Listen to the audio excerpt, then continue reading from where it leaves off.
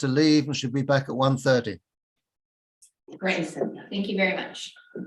Okay, we'll move back into our regular agenda to number 4, the consent agenda. Could I have someone move the consent agenda? Moved by Director Crompton, seconded by Director Richmond. Go ahead. I'd like to pull 4.2.1. 4.2.1. Yeah. Okay, where do we put that on the agenda? 9.3. Anything else to be pulled? Especially just from a process point of view, no, forget it. You don't need that. I retract. Thank you. Thank you. Anyone else? With that amendment, could I ask for, I'll call the question. Anyone opposed? Oh. No. You're not opposed. You're in favor. Awesome. Okay, moving on. Motion carries. All right. Any business arising from the minutes? Seeing none. Shall we move on to 6.1? Directors Committee recommendations of the November 30th meeting. 6.1.1. We have no staff coming in for questions. I move it. No, I've got it. We'll leverage you in. I know you're trying to be efficient. Appreciate that. I love efficiency. I live for it, in fact. I know you do. Awesome. All right, welcome, Ms. Helmer. We're on 6.1.1. Request for decision regarding Area A regulatory bylaw fees and charges bylaw in relation to the Regional Parks and Regional Trails Service. And I understand you're with us today to answer any questions we may have. I'll go over to Director Damaris for question. I'd like an amendment to change the prohibitions, vehicles number 9. And I would like it to be the same as area C's.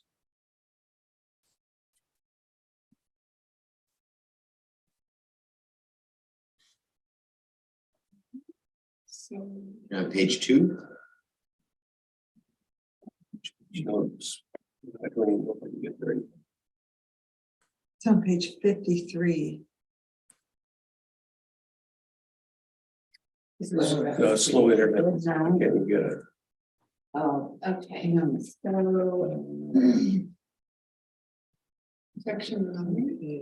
section 9 on page 52 of 430. Operate a motor vehicle except on a roadway, park or stop a motor vehicle except in designated vehicle parking areas, park a motor vehicle in an emergency vehicle access lane, park a motor vehicle overnight, or operate an off-road vehicle. Do you want to speak to this amendment? Yes, I want it to be the same as area C's regulations. Okay. And I can't speak to it because I can't get on it. Okay. So where it actually says, talks about the ORVs for every one of those lines. Okay. Ms. Helmer, do you have, we're having internet problems here in our boardroom. So if you can speak to that section in relation to Director Demare, go ahead.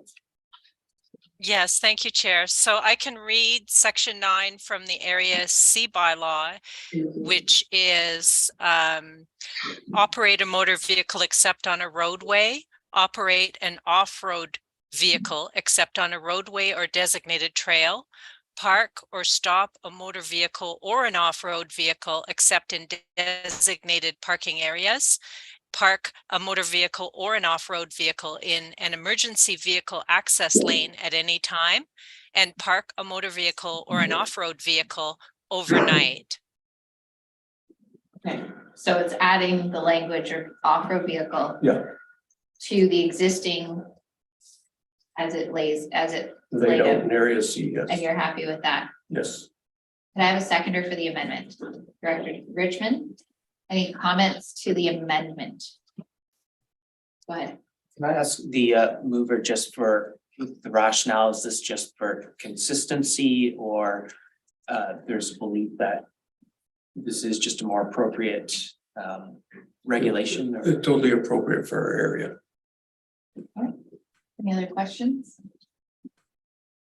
Seeing none, I'll call the question on the amendment. Is there anyone opposed? I see no one opposed. Okay, I'll call the question on the motion, on the full motion as amended. So, I'm not sure that the first stat is required anymore, and maybe Ms. Helmer can speak to that. The first stat from the EAB committee with the resolution that was just passed. Is that correct? Ms. That Helmer? would be correct. This would be a further amendment, and I think that the section that pertained to having posted notice for off-road vehicles is not in the section 9 for the Area C bylaw. So if we're going with this one, it would replace the cover that came from EAD. okay. So we are moving that bylaw 1793-2022. Be introduced and read a first, second, and third time. I'll call the question on that. Go ahead, questions? Yeah, just who has the capacity or the ability to enforce this? Does conservation RCMP or is it strictly our bylaw? It's our bylaw. Okay. So I've been corrected. We can consider the three that's together. So first, second, and third reading. And then the next 1797 for first, second, and third reading, and then the referral. Question? That raises something interesting for me. So what is the enforcement strategy? The bylaw can be enforced by RCMP if like if we were to connect and make that sort of specific request, the RCMP can enforce that. But In the absence of a bylaw officer. in the absence of a bylaw, like I know that's the way we've worked it with our noise bylaw around here, and so. That's all. Thank you. Thank you. Go ahead. Can I just ask, like, when I went to look at these parks and recreation, I couldn't find it. Where do we go to actually see exactly where these parks are? Or Ms. Helmer would be more appropriate. Ms. Helmer? Thank you, Chair. Yes, that is something that we have been working on behind the scenes as well, because we've identified that there are some additional potential parks that were not on the list of known lands. And so the list is being verified and validated and will be updated and brought forward separately in relation to the newly established services so that we know where they all are. And our website can be updated because there'll be more than what we currently have. Okay, thank you, because I felt, and I know it's all in the areas A, B, C, D, but I feel a little uncomfortable making decisions on land pieces that I have no idea where they are. So I don't know to park or stop a motor vehicle except in a designated vehicle parking area. Well, is there one? I don't know. I can't find it. You know, so. That's a good question. Okay, any other questions? Just a comment, Chair. Basically, following Laurie's comment, the director officer's comment just now, is this something that should be before the board? Should this have just been dealt with at EAD? The parks are all within the electoral areas. Just a question. The bylaws have to come to the board. At the moment, Uh, just a question for us to consider. Sure, thank you. Director Birch Jones. I just wondered, knowing that this is gonna go to the appropriate First Nations for comment, which I'm particularly pleased about, and I think it could be a bit controversial in Area B. Is it really prudent to go through the first, second, and third reading. If I would anticipate some feedback, at least in area B. So are we being too hasty in doing all 3 readings today? I mean, I would like to proceed and have some progress, but I'm just having that hesitation. Maybe that's a question for Kristen, maybe? Backing off and doing first reading referral, go back for second, third. Ms. Helmer, do you want to speak to that? Yeah, thank you, Chair. So there's no legislative requirement for the referral to First Nations. It's done as a collaborative thing to provide them with an opportunity to have input should they desire to have input, and is really going above and beyond because we want to be neighborly and inclusive with the First Nations, even though these are regional district parks that would be affected, to be sure that their thoughts and concerns could be reflected. So the board could have the ability to give, let's say, first and second reading. If there's an anticipation, there could be amendments coming forward so that we wouldn't have to rescind third. That's something that could occur. This would still, however, come back to the board because the board would, there would be a period of time that would permit the First Nations to provide their input. Then that would be brought back with any comments that were received for the board's consideration before the bylaws would be adopted and anything would be done with them. Thank you. Do you have a follow-on? Just thank you. I just, the whole consultation process, I feel like by doing the 1, 2, 3 readings, we're kind of presenting them with a fait accompli, and that feels a little bit insulting. So I think I might ask, at least in B, for it to be first and second reading and then allow for the referral time. There's no hurry in area B on this, so we could take that extra time and Okay, that's what I'll recommend for B, just if I'm understanding the process. So this is only an A. I know. I'll go along with that. That's, Okay. I thought he might. Well, thank you. I like the idea of if we're going to send something to a First Nation for comment, then we need to be able to leave room in our processes to incorporate that comment in what's happening. So if two readings does that, but perhaps there's I know that the various nations sometimes have different capacity, ability to comment. Do we set a timeline on this so it doesn't hang? And I don't know what the appropriate timeline is. Leaving it open-ended here, perhaps this matter isn't a big deal, but just so that we can have an understanding of where these pieces will sort of sit as they move through. I wonder if anyone has thoughts on what would be an appropriate amount of time so that we can schedule an opportunity for it to come back for third reading adoption. Yeah. Yeah, through the chair, I would just ask staff, do we have a standard timeline that we typically apply for consultations? Because this isn't the first time we've done this, so I'm just curious as to how we typically do that. Yeah, for sure. Through the chair, thank you. The planning department typically does about a month and a half, and my thought process was that we would follow basically what the planning department does. So it would be approximately a 1.5 month period to give them time to give thought to this. Okay. Adding a timeline makes sense. I guess my own hope would be though that if we get to the end, it's not okay, we move on, sort of that there's a conversation with the nation to the degree because as I understand our timelines and so on don't necessarily work with the way some nations do things. And so I'd want to be sensitive about what we do when we get to the end of the timeline if we don't have the feedback we're hoping.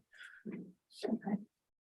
Thank you. So my sense is that we defeat this motion, put a new motion on the floor because we don't have a motion. No, we don't. We had an amendment. We had an amendment. Perfect. Okay, So I would move first reading with the amendment. first, second, First reading with the amendment. Just so, well, it's not like we'll make that change. And then we'll do first reading. Gotcha, so just. It's not an amendment, so just first reading of each of the bylaws. Yes. And then refer And the to, referral. and any kind of timeline. We're gonna leave it in the standard process of, as Ms. Helmer described, that staff will work with the consultation in their limited time frame. Yeah. Okay, everyone comfortable? All right, I'm gonna call the question. Is there anyone opposed? Carries. And now. Here we be. Okay. So now we're moving on to bylaws 1794-2022 and 1798-2022 for area B. Yes. I'd like to move these three, that's just as they're written, except not exactly just as they're written, read the first. To be read the first time and then the referrals. First reading and referrals for each of these bylaws, seconded by Director Crompton. Comments? Mike, no? Anyone on? Nope. Okay, I think we will call the question. Is there anyone opposed? Motion carried. Thank you. Thank you. 6.1.3, area C, regulatory bylaws and fees and charges bylaw in relation to regional parks and trails. And I'll do the same with this. Okay, so first reading and referrals for the two bylaws. Yes. Moved by Director Mack, seconded by Director Richmond. Any other comments? Go ahead. Could I ask, is there adequate signage so that people know that they are in these parks and trails? So when somebody walks up there, is there adequate signage in all of these places? Just so if we're making these rules, I mean, and we're Yeah. putting them through the bylaw and then we're asking the police to enforce these. I'm just wondering if everybody knows that they're actually in a park. Yeah. The answer is probably no. Yes. No, but what this these bylaws do is they're sort of enabling. I've got areas in area D that are designated as parks on our maps, but they've not been developed in any way whatsoever. So these bylaws give us a way to develop some of these parks, and as they are created, developed, worked on, then appropriate signage will be provided. I think we need this stuff in place first. We can't do the parks and then start worrying about bylaws. Well, I've tried that in B, but it doesn't. This is sort of aspirational. This is our ideal park. There's a lot of work. Okay, just wondering that. Cart and horse, okay? Thanks. Okay, thank you. Any other comments or questions? The timing is lovely because we do have a couple of projects in the works, at least in the Anderson Lake area at Seton. So this will be wonderful to have in place as we develop that. But that's all that's going on in sort of surrounding the Lillooet area. There isn't much at all.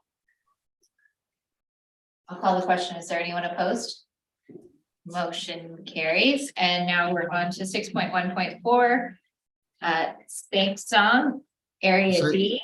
Moved by Director Yeah, I'll do the same as my colleagues and the first reading First reading and referrals. and of the two referral. bylaws. Yeah. You, seconder, Director Demare. Anyone opposed? Motion carries. Thank you. Thank you. Collaboration. All right, 6.2.1.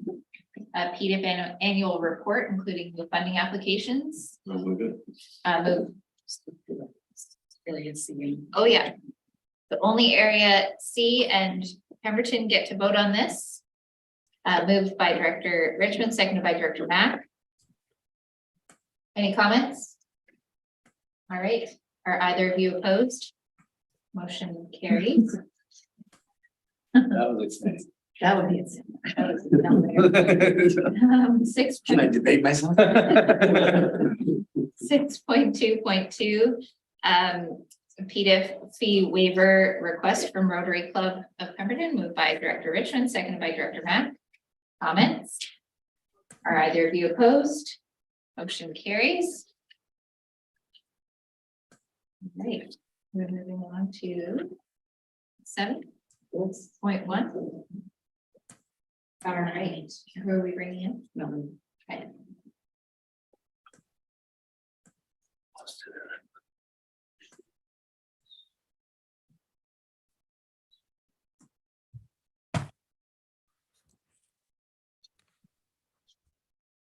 Welcome back, Ms. Helmer.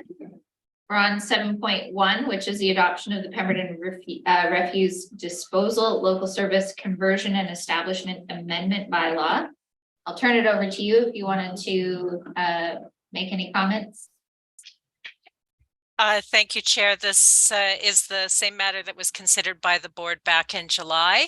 And the purpose of the amendment is to increase the maximum requisition. We do have approval from both Area C and the Village of Pemberton participating areas, as well as provincial approval. So this is before you today to consider adoption. Thank you, Chair. Awesome, thank you. Moved by Director Richmond, seconded by Director Herford. Any comments? Director Mack, did you want to make a comment? No, that's fine, X. I was just gonna second it. Thank you. All right, I will call the question. Is there anyone opposed? Motion carries. Thank you, Ms. Elmer. We'll move along to 7.2.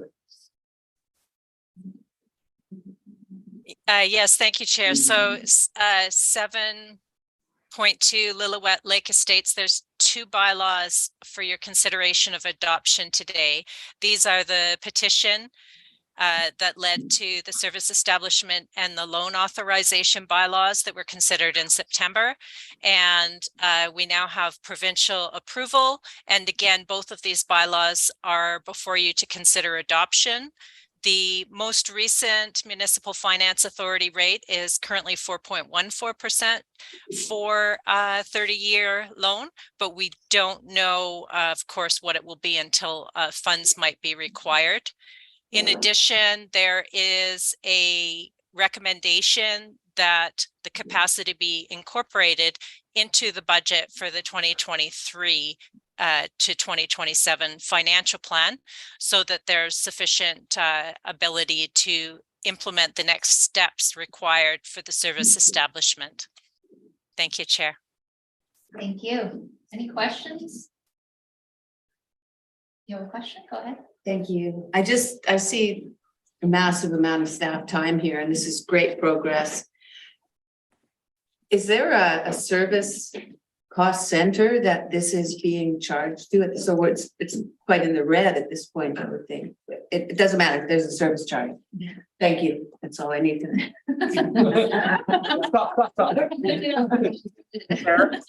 Good job.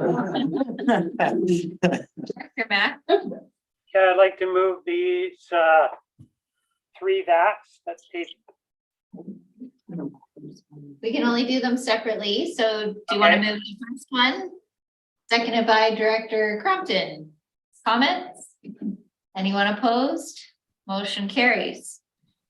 And then did you want to move the second that, Director Mack? Yes. Okay, seconded by Director Jamer. Any comments? Is there anyone opposed? Motion carries. And the third that. Moved by Director Mack, seconded by Director Birch Jones. Is there anyone opposed? Motion carries. Thank you. Thank you, Ms. Elmer, for your work on this. This has been awesome, and we look forward to continuing this exciting work in Catalina Creek and Lillooet. All right, I'm going to call a recess for lunch, and we will return back to our seats in 29 minutes. Perfect. Very good. Thank you. Yeah.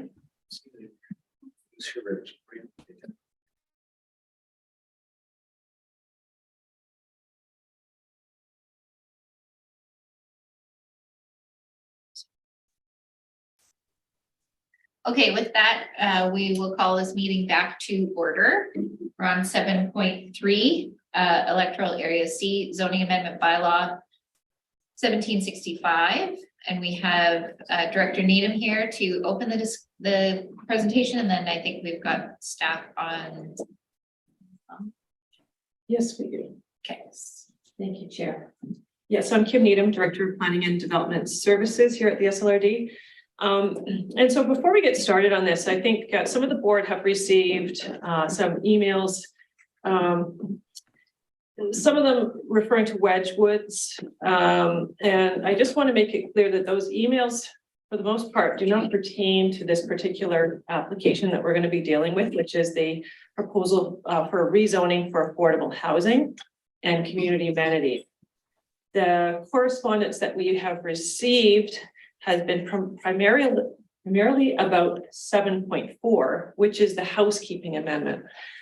So the bulk of the correspondence seems to focus on concern that procedurally we're doing something wrong with respect to public hearings.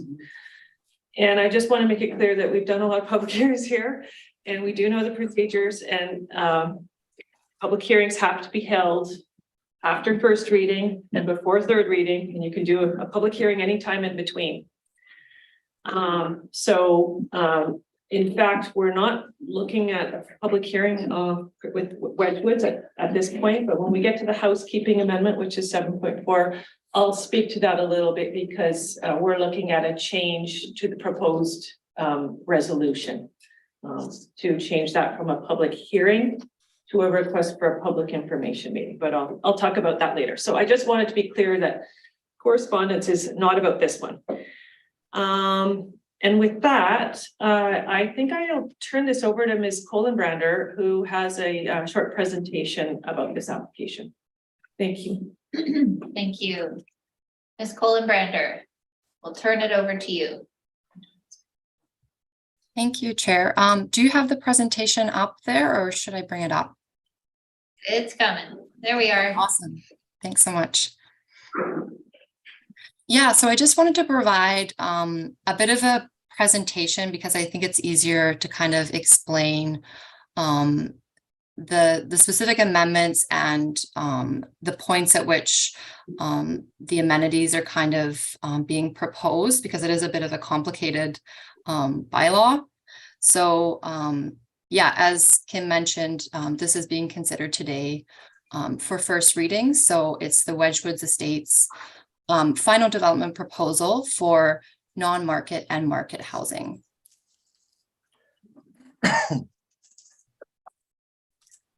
So I just want to provide a little bit of background. Some of this might be kind of repetitive for you. I know you've seen this before, but it has been a few months. So I just wanted to provide a little bit of background. Then I'll go over the proposed amendments, and then end with the staff recommendations, and then open it up for any questions you have.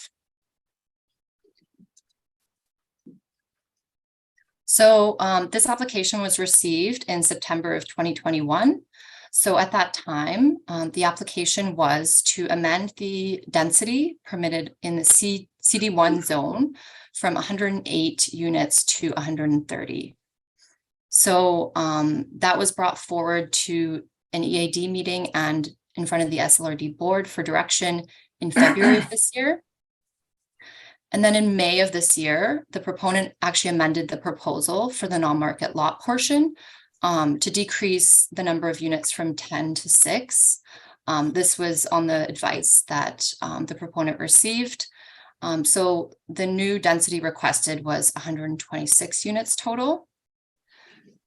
And sorry, I guess I shouldn't say units, because it doesn't include the rental unit portion. We're talking about lots. So I should say 108 lots to 126 lots. And then June of this year, it was brought back in front of the SLRD board to discuss the updates and seek further direction. So at that time, the board requested that staff do some further analysis and bring it back to a future meeting for first reading. So that's why we're bringing it back today. So just to go over some previous input we received from the board, we had received some comments just related to potentially adding the childcare facility use as a permitted use in the CD1 zone, and kind of tying it to this application.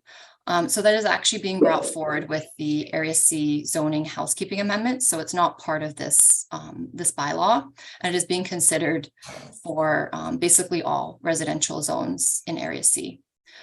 And the board had also discussed whether or not more non-market lots could be provided for, potentially on Strata Lot 108, which is currently being proposed for market housing only.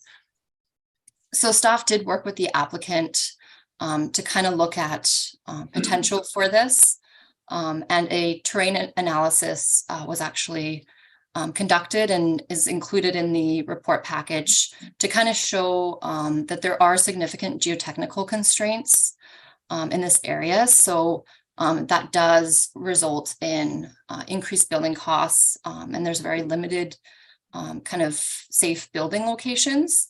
So the applicant doesn't feel that it would be feasible to include non-market lots on Strata Lot 108. So the proposal again it's the same as essentially as what had been proposed in June. So Strata Lot 108 would be 12 additional market lots. And Strata Lot 12 would be to provide 6 non-market lots, with 1 remainder lot, which is actually already developed and would not be subject to the conditions that we're talking about today related to this bylaw. So 108 lots are currently permitted. The way the bylaw actually reads today, it's referring to 108 residential dwellings. So a change proposed in this amendment bylaw is also to change that wording from residential dwellings to lots to account for the additional density with the residential or with the rental units as well. So again, 108 lots to the total build out of 126 lots. The zoning is comprehensive development zone 1. The official community plan land use designation for Strata Lot 12 is rural residential, and for Strata Lot 108 is resource management. And staff have determined that no OCP amendment is required as part of this application. So I just want to provide this location map just so you kind of know the locations and what we're talking about. So the orange kind of to the north is Strata Lot 12, the non-market housing. So that's located sort of adjacent to the Sea to Sky Highway. And on the other side, you have Riverside Drive. And then kind of to the south is the market housing portion. So that's Strata Lot 108. And what's being shown there is kind of where the housing is concentrated. It's actually a very large lot, so it's almost 60 acres, but it is quite, the actual development proposal is quite confined by the topography of the area. And then to the west of the highway, you'll see the land donation that I'll talk about a little bit later. So that's about 307 acres. So the non-market housing portion, so the initial pricing of the non-market lots is proposed to be around $225,000 per lot. So $200,000 of this sales price is proposed to be contributed back to the SLRD. So that would be a total contribution of $1.2 million. The lot pricing and building value will increase in line with consumer price index. So to account for annual inflation, lot pricing and building value will obviously need to increase. Each lot must include a secondary suite or auxiliary dwelling unit within a carriage house. These would be covenanted to ensure sort of long-term affordability and use as a long-term rental. So for the non-market housing portion specifically, it would be subject to occupancy requirements. You'll see kind of details on that in the report. And we're also proposing rental caps between 28 to 30% of low and moderate income limits. So this is determined by BC Housing. Their definition of affordable housing, I think, is anything up to 30% of what an individual would spend, or their gross annual household income. So anything kind of up to 30% is considered affordable. And I can go on to the next slide. So I just wanted to provide here kind of a breakdown of the proposed lot allocation. So there's a total of 6 units. 4 units are proposed to be reserved for employees within Area C or Area D. 1 unit is proposed for individuals employed within the resort municipality of Whistler or Village of Pemberton. And 1 unit is proposed to be reserved for the owner so this is the owner right now, 28165 Yukon Incorporated. If ownership changed, then obviously we've tried to account for that here too. So the other kind of stipulation here is that they would need to also be employed within Area C, D, Whistler, or Pemberton. So the market lot portion hasn't really changed since the board last saw this proposal. So it's still proposed to be 12 lots. Each lot must include a secondary suite or auxiliary dwelling unit. So the stipulations are all the same as for the non-market rentals. The only difference is that we're not proposing any rental caps or pricing for the market lot portion. So just go over the proposed amendments. So this is kind of an overview. So essentially how this bylaw is written, the main amendment here is to increase that density from 108 parcels to 126 parcels. And the right column there shows kind of all the amenities attached to that. But I think I'll go maybe to the next slide and get into the kind of breakdown. So this timeline kind of shows what's the amenities and conditions attached to each kind of phase of the proposal. I think this gives a bit of a better overview. And of course, steps can happen concurrently because they are just attached to those conditions. I just thought this was a good way to kind of break it down. So the first one here is the non-market lot subdivision. So rezoning approval would be subject to the housing agreements being registered on the title of each lot. So once that's done, the non-market lot subdivision can move forward.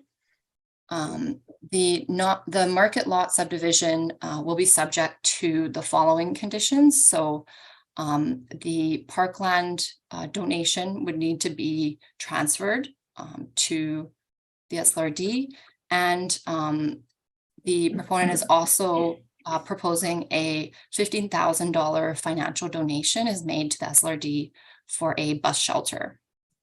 So the SLRD would be working with BC Transit to determine the best location for that bus shelter. So the next phase would be the sale of non-market lots. So the proponent is offering a financial donation of $200,000 per non-market lot. So this would need to be paid immediately upon the sale of each lot. And the housing agreement kind of go over the details of that. The sale of market lots is a little bit different. It is broken up by the lots. So 4 market lots can be sold and developed, of course, after receiving the appropriate subdivision and building approvals. The remaining 8 market lots can only be sold and developed after the following conditions have been met. So the non-market lots will need to be offered for sale for at least 90 days. And the financial donation of $200,000 per non-market lot will need to be paid upon sale of each lot. So we have added kind of an additional clause here to account for the fact that the non-market lots may not all be sold within the 90 days. So if that were to happen and there were any remaining lots unsold, the proponent would have the option to provide the outstanding financial donation for each unsold lot. So once that total $1.2 million donation has been made, the prohibition on construction and the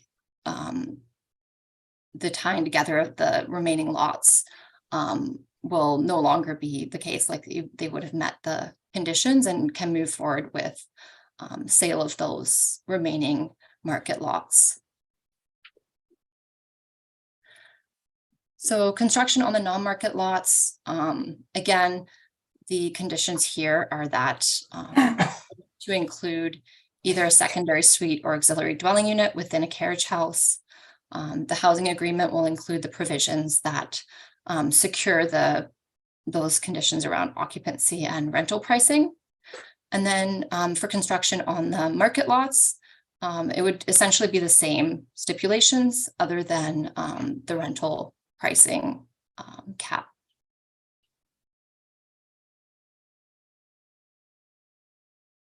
And then I'll just end with the recommendations. So staff is recommending that this bylaw be introduced and read a first time. We're recommending that staff be directed to prepare the housing agreement to secure the long-term rental obligations. So that would apply for the non-market and market lots. Staff are recommending preparation of a second housing agreement specifically for the non-market lots. So that would establish the initial pricing of the lots, the eligibility criteria, and things like the controls on resale pricing. And then finally, staff are recommending that this be referred for comment to the appropriate agencies. So that's all I have, and I'll open it up for any questions.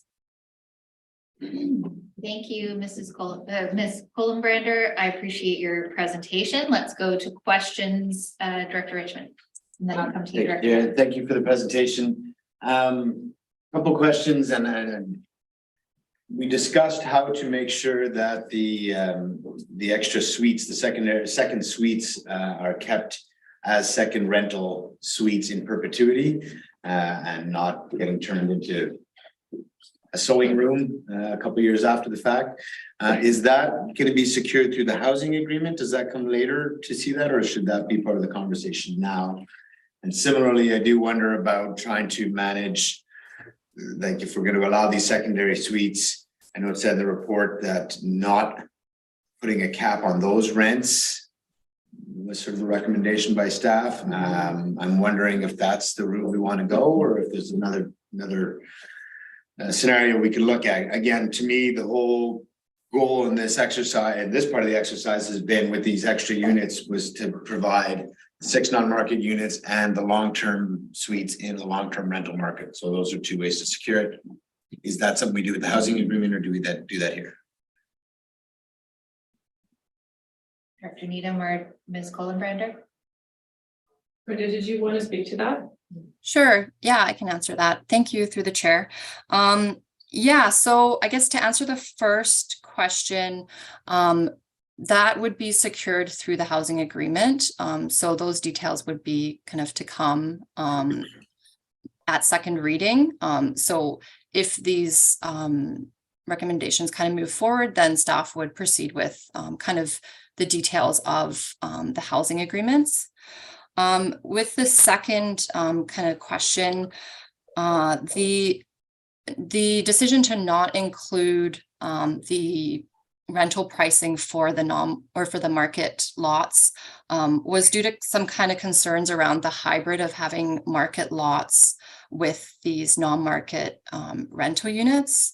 So the proponent did have some concerns around doing that, especially in a strata where there are no other non-market rental units in market on market lots. And yeah, staff do have some concerns around that too. That might complicate the sale and resale of the lots. Thank you for the answer. Are there models where that does exist within market homes, that they rent on a secondary, first or a secondary suite is controlled? Are there models out there that we can have a look at? Recognizing the concerns. Go ahead, Ms. Thank you. I'm not aware of any models like that. I can definitely do some more research and see if anything like that exists. I think the concern is just around, putting that on the owner of the lot to kind of, make somebody aware if they're trying to resell. But yeah, there might be models like that out there. That is definitely something that I could look into further. Director Needham? Yeah, I mean, I believe there are models. I think Spruce Grove has something similar to that, but it is a little complicated. I don't know if they have, actually, they do have rental price restrictions in there. But we can speak to the developer about it. I'm not sure if this is something that they feel will impact their pro forma and their ability to sell those lots, because the larger market lots for them are their money makers. Those are what they're using to leverage this deal. And so putting restricted units in there may compromise their projected profits. My concern, thank you for that. My concern is that they are the market, they are the money units, they are the ones that are going to draw the wealthy owner, and therefore those people definitely, or many of them, will not need a mortgage helper. And therefore, if it's easy for them to, well, we're going to rent this out for $4,000. Well, we didn't rent it, market, nobody wanted it, so now it's my in-law suite. Now it's my billiards room, or whatever I want to make it. So I'm just to be aware for the developers to be aware. I'm very much focused on making sure that what we're trying to produce here in non-market and affordable housing is secured as such. I'll just add, no deal is perfect, and trying to ensure that units are rented is a real problem all around. It becomes an enforcement issue. So there's only so much we can do to force people's hands to actually rent their units out. It gets a little tricky. We can sort of do the best we can to put covenants in place, but after that, it does become a bit of a challenge. I recognize that. I guess if I'm not feeling secure that these units are going to be used for rental, I won't be supporting the extra square footage. I'm supporting it only for the fact that we are supplying some affordable units within it. This is the give and take on it. So if I don't feel we can secure that properly, I won't, just to give you a heads up, I won't be supporting. Have Director Mack, then Director Pettengill, then Director Cronin. Go ahead, Director Mack. Yeah, my concern in reading these amendments or adjustments is when I first talked to the proponent about this, he had suggested that 1.2 million, that's Area C amenity funds, and that money was going to be used for recreation in Area C. Now, when I say Area C, I also include the village of Pemberton, Lillooet, Naquatqua, everybody in the region benefits from those amenity funds. And, as the amenity funds that came from that development initially, at least 1.75 million has gone into our community center. Another, 500,000 or more has gone into our recreation site. More money, thousands of dollars has gone into our friendship trail and our bridge. So those funds are really, they're necessary for Area C and our partners to attain the amenities we want. And now I see that staff has recommended that we use that money to get into the real estate market. And if we want to get into the real estate market, that's fine. But the whole region needs to be involved, not just Area C. So I am totally unsupportive of that money being used for that. Director Needham? Yeah, thank you, Chair. Just to clarify, these amenity funds as per our amenity policy are to the benefit of the area in which the funds are collected. So these funds would be for the benefit of Area C, and we're not predetermining how the funds are used. And I don't believe that that's set out in the report. One idea has been in the past, and this has been discussed at other meetings, is that perhaps funds such as that could be leveraged to purchase affordable housing units. But that's not to say that that's the only use for them. So as per the amenity policy, the area director can mobilize those funds towards a whole plethora of uses, and recreation being one of them.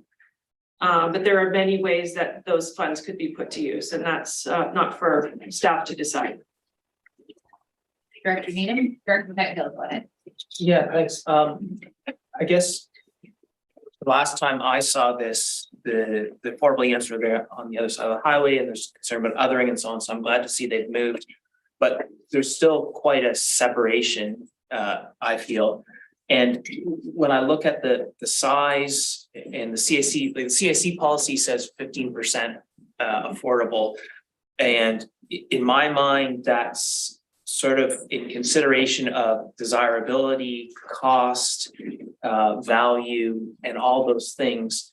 And it's not obvious to me that what's offered is 15%, but I don't quite know how or if the market rental, if we're trying to factor that in, and that's why that SL12, I guess it is smaller. I'm just wondering if someone can speak to how we've thought about that. Yeah, I mean, the 15% is a guideline, and it generally speaks to completely new developments. Wedgwoods is a developed community already, so this is really a supplementary amenity. If we were looking at an entirely new neighborhood, we would try to achieve the 15%. But in this case, this is a deal being proposed in order to, have a bit of a give and take between the developer and the SLRD, and it may not slide perfectly into the 15% guideline, but it's certainly providing quite a number of units. Okay, I'll have to give that some thought, I guess.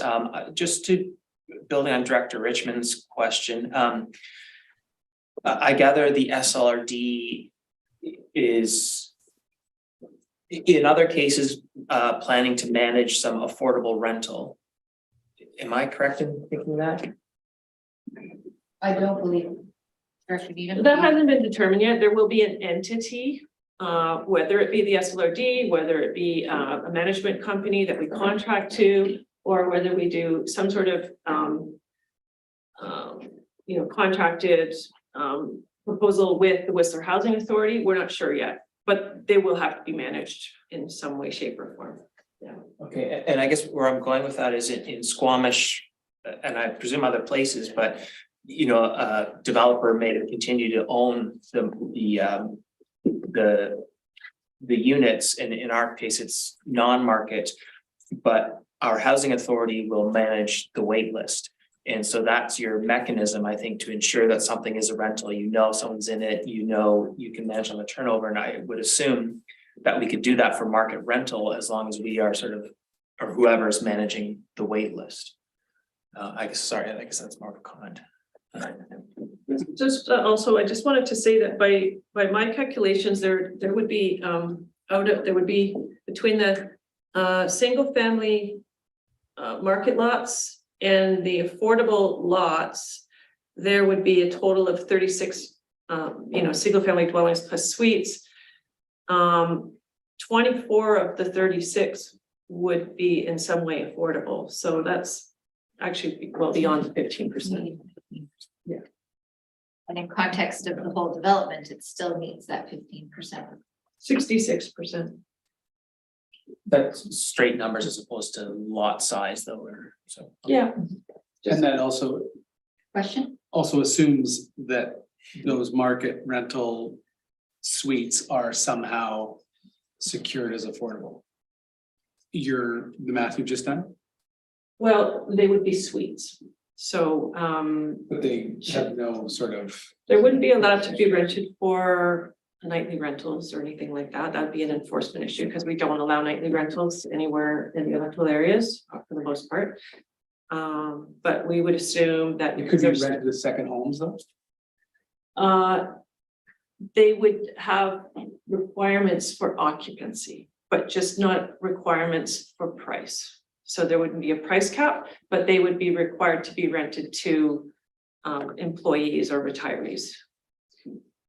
Any kind of question? Yeah, so just for context, Whistler just approved a project with 14 non-market units and 6 market units on a 2-acre site. So to me, that leans a majority towards non-market, which I think that was our conversation that we had the last time we saw this, was how can we actually deliver more non-market? So I was disappointed to see it come back without any adjustments in that direction. So I have a couple questions with that as the context. What geotechnical issues exist that mean non-market units can't be added to the market lot? You said that there was some geotechnical issues that made it difficult to add non-market. Go ahead, Ms. Fuller-Brander. Thank you, Chair. Yeah, it was steep slopes in that area. So the terrain analysis that was done actually shows the specific building sites, and they're very limited. Like I think those 12 that are being proposed for market lots are the only locations that are safe to build on. We had asked about maybe going smaller to create additional space. That's not limited by geotechnical issues. Going smaller on some of those market lots to create more non-market. So I believe, I'm not entirely sure, but I believe the developer looked into it and couldn't provide smaller lots because it has to kind of be in line with the rest of the strata. I don't know, maybe Kim, you want to speak to that? Yeah, sure. So there are a couple of non-geotechnical issues associated with this. The first being that in order for the approving officer to approve more lots within an existing strata subdivision, the lots that are being created have to be of a similar size to the lots that are already there. So you can't make lots that are significantly smaller, which is in fact why the developer reduced the lots from 10 to 6, because they had proposed much smaller lots, and they were advised by Queen's Counsel that that would likely be dismissed by the approving officer because it wouldn't meet with the Strata Property Act.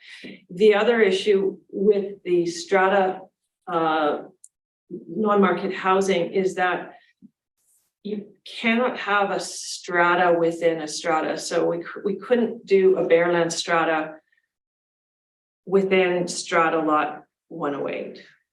So there are a number of Strata Property Act related issues that make it a bit more challenging to try and get really creative with non-market housing within the strata lots. So Could you, through the chair, could you subdivide 108? 108 can be something that is what's being proposed. Yeah. And so then there wouldn't be a strata within a strata. If you subdivided 108, you could have 2 or 3 stratas on that subdivided site. They would become additional strata lots to the Wedgwoods strata, but in terms of, say, having a building that was like full of market units, for example, like an apartment building or a small condo or townhouse building, that would be a stratified complex, which you can't have within a strata. No, I'm suggesting you're saying you can't have a strata within a strata, but could you take the market lots, reduce the size of that, subdivide it off and have 3 strata lot additional affordable lots on one end of this larger property? I'm just concerned we're getting tons of market development and we are getting very little non-market development. Well, I think the developer looked at that, and because of the Strata Act issues with having smaller lots, they can't really have smaller lots on lot 108. And it is quite even though it's a big parcel, it's quite steep, and there are some geotechnical issues in that area. But to your point, like I said, as per my calculation, between the suites that have an occupancy restriction and some of them having a price restriction, and the proposed lots on Strata Lot 12, it is 66% of the units that would be possibly for employees and retirees. What percentage of the square footage is? I don't have that calculation right in front of me, I think but that would be. certainly the market lots would be a bigger square footage than the non-market. But I mean, this is part of the deal. I mean, it's, you know, that, like I said, that's their money maker. That's how they can afford to leverage the monies to provide us with the parkland and basically freeze up and forever control the west side of the highway. That would pay for the non-market units. So it's, like I said, no deal is perfect, but this does offer a lot of benefits and a $1.2 million financial amenity going to the region. Okay, I'll move on. A couple other questions. 4 of these 4 non-market units would be for people working in area C or area D. I'm wondering what that means. What are the businesses that someone could work for in area C or D? And does that include Pemberton and Whistler, or is it they would need to be working for a business that's technically has an address in area C or D? Ms. Colin-Brander, go ahead. I can answer that. Thank you, the chair. Yeah, so the way that it's written, it would be anyone that works within those boundaries. So I'm not sure which specific one you were talking about. I don't have it in front of me, but you know, anyone within the boundaries of Area C or within the boundaries of Pemberton that is employed in those boundaries. So, sorry, could your work address be in Pemberton or in Whistler? In order to meet the requirement for Area C or Area D, you mean? Yeah. I'm not sure, Kim, do you know if the intent was to include? No, it's like electoral area C and electoral area D. So those areas are not able right now to be qualified for the Whistler Housing Authority list.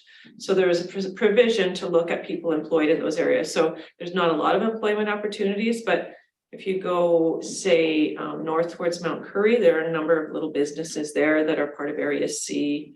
There are other pockets of businesses in Area D, which is just south of Whistler. So not a lot, but it provides some opportunity for people who fall outside of the Whistler Housing Authority. So someone who worked at the regional district could not purchase one of these homes? Lots. I think there's a provision in there for that. But so there's 4 lots. Yeah. That to qualify to purchase one of those 4 lots, you need to work in area C or D. Could someone who works at the regional district qualify through those 4 lots? Yeah, it says in the provision, including SLRD staff who are not currently eligible for the RMOW waitlist. Which is technically it's the WHA waitlist because the RMOW doesn't maintain a waitlist.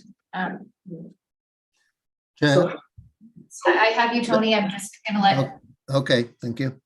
got you on the list. So that provision includes Pemberton then, because this office is in Pemberton. Right? Yes. And excludes Whistler. It would. Whistler's There's- included in a category. It's a No, I know. separate category for Whistler and a we- separate category for, But sorry, the Yeah. provision says area C or area D. but there's no employment in area C or area D other than ag. And we've decided that Pemberton qualifies through the area C or area D provision, but not. I'm confused. I think that needs to be tightened up significantly, but I'll leave that for We'll comment. bring that back. Director Rainbow, questions? No, I was going to make a comment. You were asking about employment in Area D. Nobody's mentioned the Callahan Valley, and there's a significant number of people working in there. And that's part of Area D, even though it's called Whistler Olympic Park. It is part of Area D. And people that work there don't qualify for the Whistler Housing Authority. And there are people there coming from south of Squamish on a daily basis to work there. So I don't think there will be people available or applying who do actually live in Area D. And then to Jack's point about, or to Director Crompton's point about Pemberton, I think if you look at an SLRD employee, so our office is in Pemberton, and if we say that an SLRD employee is not eligible for this, well, they're not eligible for Whistler at the moment because the SLRD is not considered to be an employer that fits the Whistler Housing Authority criteria. And where does that leave regional district employees? You know, so somebody moves in from another area, they're going to either be working from home or from the Pemberton office. Are we going to say, no, I'm sorry, you don't qualify for this affordable housing in Wedgwoods? I think that's we need to do something here that does take care of some SLRD employees. So yes, we maybe need to work on the language, but it shouldn't hold us up. You know, we got held up at Britannia with that development there, probably 2 years by the provincial government. That probably added about $200,000 per unit. Those units are selling for over $1 million now when they could have been sold, but they provisionally were going to be under 800.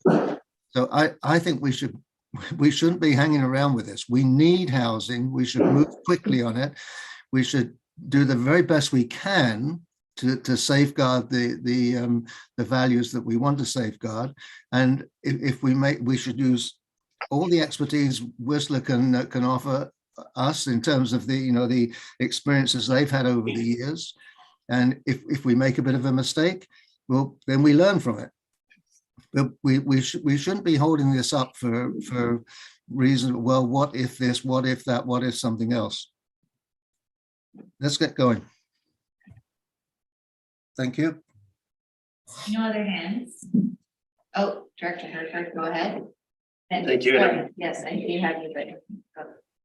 And apologies if this area has been covered. I was late arriving back from a previous meeting. So there's been some discussion around the management of these affordable units. I think that's very important.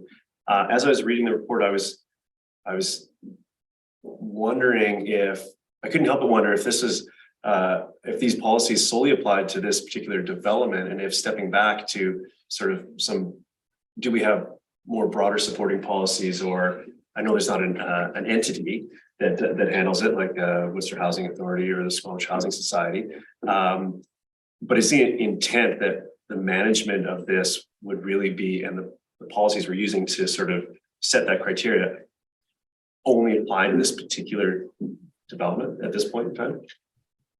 Yeah, through the chair, this is the only, well, we have other affordable housing, I guess, coming online in Britannia. And that's being handled through a management company. But this would just be a one-off. Right. So in the creation of the without getting into I try to stay at the higher level so I understand the sort of the output of it. The consideration was given to alignment with or how these policies interact with the Worcester Housing Authority, which is the closest neighbor. That's correct as far as the eligibility? There's the wait list itself is referenced, and so the general policies sort of align there. So because we're sort of operating in that ecosystem, so I'd expect that was, Generally speaking. you know, that's fine. I'm trying to stay in that general space so we don't get, so I understand the resulting detail. So, so with that in mind, I think that seems appropriate. I do have I think some more work around that eligibility piece is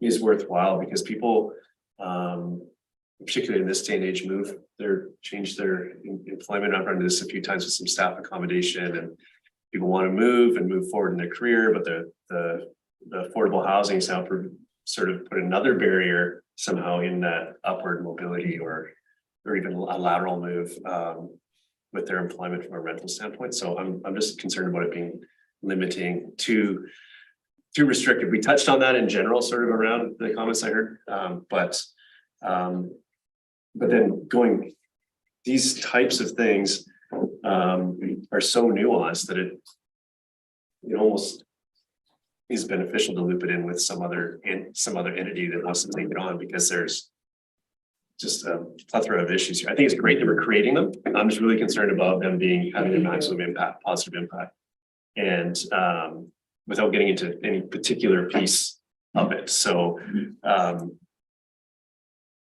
it feels like it would be an administrative burden on our part to manage this thing on an ongoing basis, and continue to refine the policies as needed. So if these need adjustment, how does that happen if they're not being effective or we're not getting the outcomes we want? I mean, through the chair, it's essentially 6 lots with suites. So, it's 12 units in the non-market side. I don't think that's going to be an administrative burden. It might be a small burden initially when they're being sold, but I don't imagine that there's going to be a lot of turnover at which there would be a system developed with a checklist, et cetera, to ensure that everything is matching what's required by the covenants. So I don't see it being a huge administrative burden myself. Thank you. Question, Director Pettengill, and then I have you, Director Stoner. Yeah, thank you. I just want to get my memory refreshed on the transit situation. If there's some funding towards a transit stop, but I believe the fact there's not one there reinforces my assumption there is not currently transit to or from the site. And so I'm just wondering if Pemberton or Whistler or the province has any sort of planning for transit service to this location to make use of a stop. I'll go to staff. Yeah, there's no transit there now. The idea is that Riverside Drive will be brought through eventually to the corner where the existing park is. That's not gone through yet, but the idea is transit would eventually go through there. We have no control over transit, what BC Transit wants to do. However, we can ensure that when transit does come through, that we've got some support facilities, such as bus shelters, which is why we've negotiated to get a bus shelter in this neighborhood for when that happens. Thank you. Director Stoner, go ahead with your question. Thank you. Through the chair, I had a question about the secondary suites on the market strata lot. So previously we had talked about having residency requirement as well as having them as non-market. And this current proposal suggests that we're only going to require the occupancy requirements. But it was my recollection that we actually provide increased allowable square footage for them to be able to build the secondary suite. So I'm wondering why we're not securing those as non-market since we've added square footage. Director Needham, did you want to speak to that? Or while adding square footage, perhaps Ms. Kohlenbrander can speak to that because I can't open up my report right now. Thank you, through the chair. Yeah, I wasn't aware of any increase in square footage as part of this application. There is another application for affordable housing more generally that I think maybe speaks to that, but that wasn't part of this proposal. Yeah, exactly. I think there's the other there piece. was a previous proposal that had to do with Wedgewoods that we sort of put on hold, but that has nothing to do with this. Yeah. Jennifer. All right. And so other than I see in the staff report that it potentially creates some confusion if we secure the secondary suites as non-market rentals. Is there other reasons why we would choose to let go of that non-market component for those secondary suites?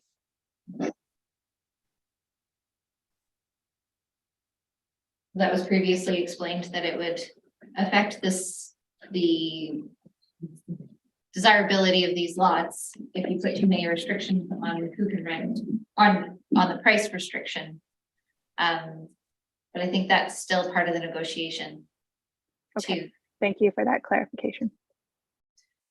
Director Richmond. So two things with regards to transit. We're building for the future, so I hope we find ourselves with what we need to accommodate future transit. In the current scheme, we pay here locally for transit to go to Whistler. Whistler doesn't pay for it to go the other way. We pay for it to go to Whistler. And just so you know, even if we put a stop in there tomorrow, I'm getting emails every day right now that people are having to get off the bus or can't get on the bus at the current stops because it's overloaded. So the current system that we pay for is already loaded and we're looking for funds to be able to. So in the current scheme, we could put a bus shelter in there, but nobody's getting on and off that bus. As it is now, if you try to get on the bus at Meadow Park, the bus driver will tell you, yeah, no, go back to the village, wait there for an hour and a half and get on the bus there, and then you'll be able to get to Pemberton because there's no space by the time it gets to Meadow Park. So just as we're considering transit and our drive for regional transit and how this all fits together, you know, we can put a bus shelter in there tomorrow, but nobody's getting on it. And I want to thank Director Stoner for bringing that back up because I'm confused on this a little bit too. We originally were many months ago, years ago, we had an application for affordable housing on the west side of the road. That was for a number of reasons put to bed. Now that side of the road is being offered as a parkland exchange as part of this negotiation. Within this application, was this not the application where we discussed adding a second suite to these homes and allowing greater square footage? So where does that sit? What application is that then? I see you It's not should. an application through the chair. That was a staff initiated proposal to try and incentivize the construction of an extra suite on lots in Wedgewoods. It has been sent back to staff because the board wanted to see it be revised with cheaper percentages of rent restrictions, etc. That is now on hold. We've set that aside while we're dealing with our paid customers such as this. So that is completely separate from this particular application. So the deal being proposed right now does not have any kind of bonus density associated with the secondary suites. So it's not allowing for a second suite within this happening. We're not, but if we were to move ahead with readings and all that right now, we're not allowing homeowners to build two suites. That's not part of this proposal, no. Okay. Good, thank you, because that was actually that. Perfect. Okay. Did you have another question, Director Stoner?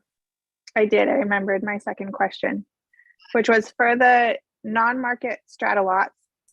I'm just curious, once they're sold, how frequently do we determine or get the owners to check back in on their residential and employment requirements? Is that an annual basis? I'm new to this, so I'm curious, like once they start building, I guess I have two questions. Do we have any requirements on how quickly they need to build and how long they have to build? And then how frequently are we checking back in that they still live and work in the area? Ms. Kohlenbrander, do you have an answer for that? Yeah, I can answer that. Thank you, Chair. Yeah, I think those details are still to be worked out. We haven't started drafting the housing agreements yet. So those are two things that we will definitely need to consider when we begin drafting those agreements. Question completely unrelated to the housing. It's about the wild, beautiful parkland across the road. And there's a mountain biking trail going through that's called Hell's Bells or something, and Kill is in the title. I think. Wait, Bells, bells. Orca is responsible for that trail and manages the liability? Work. Orca. Yeah. As long as it's not the SLRD. Okay, thank you. That's my question. Just want to follow back on the CAC, and I understand, I take the point that no deal is perfect. I guess I'm trying to understand though, why we wouldn't sort of hold the CAC policy expectations as a minimum. And is this because the CAC policy was updated after this came in and this is somehow grandfathered, or just sort of wanting to understand the timing here, or would we normally expect our current CAC policy to apply to this application? This is exceeding the CAC policy.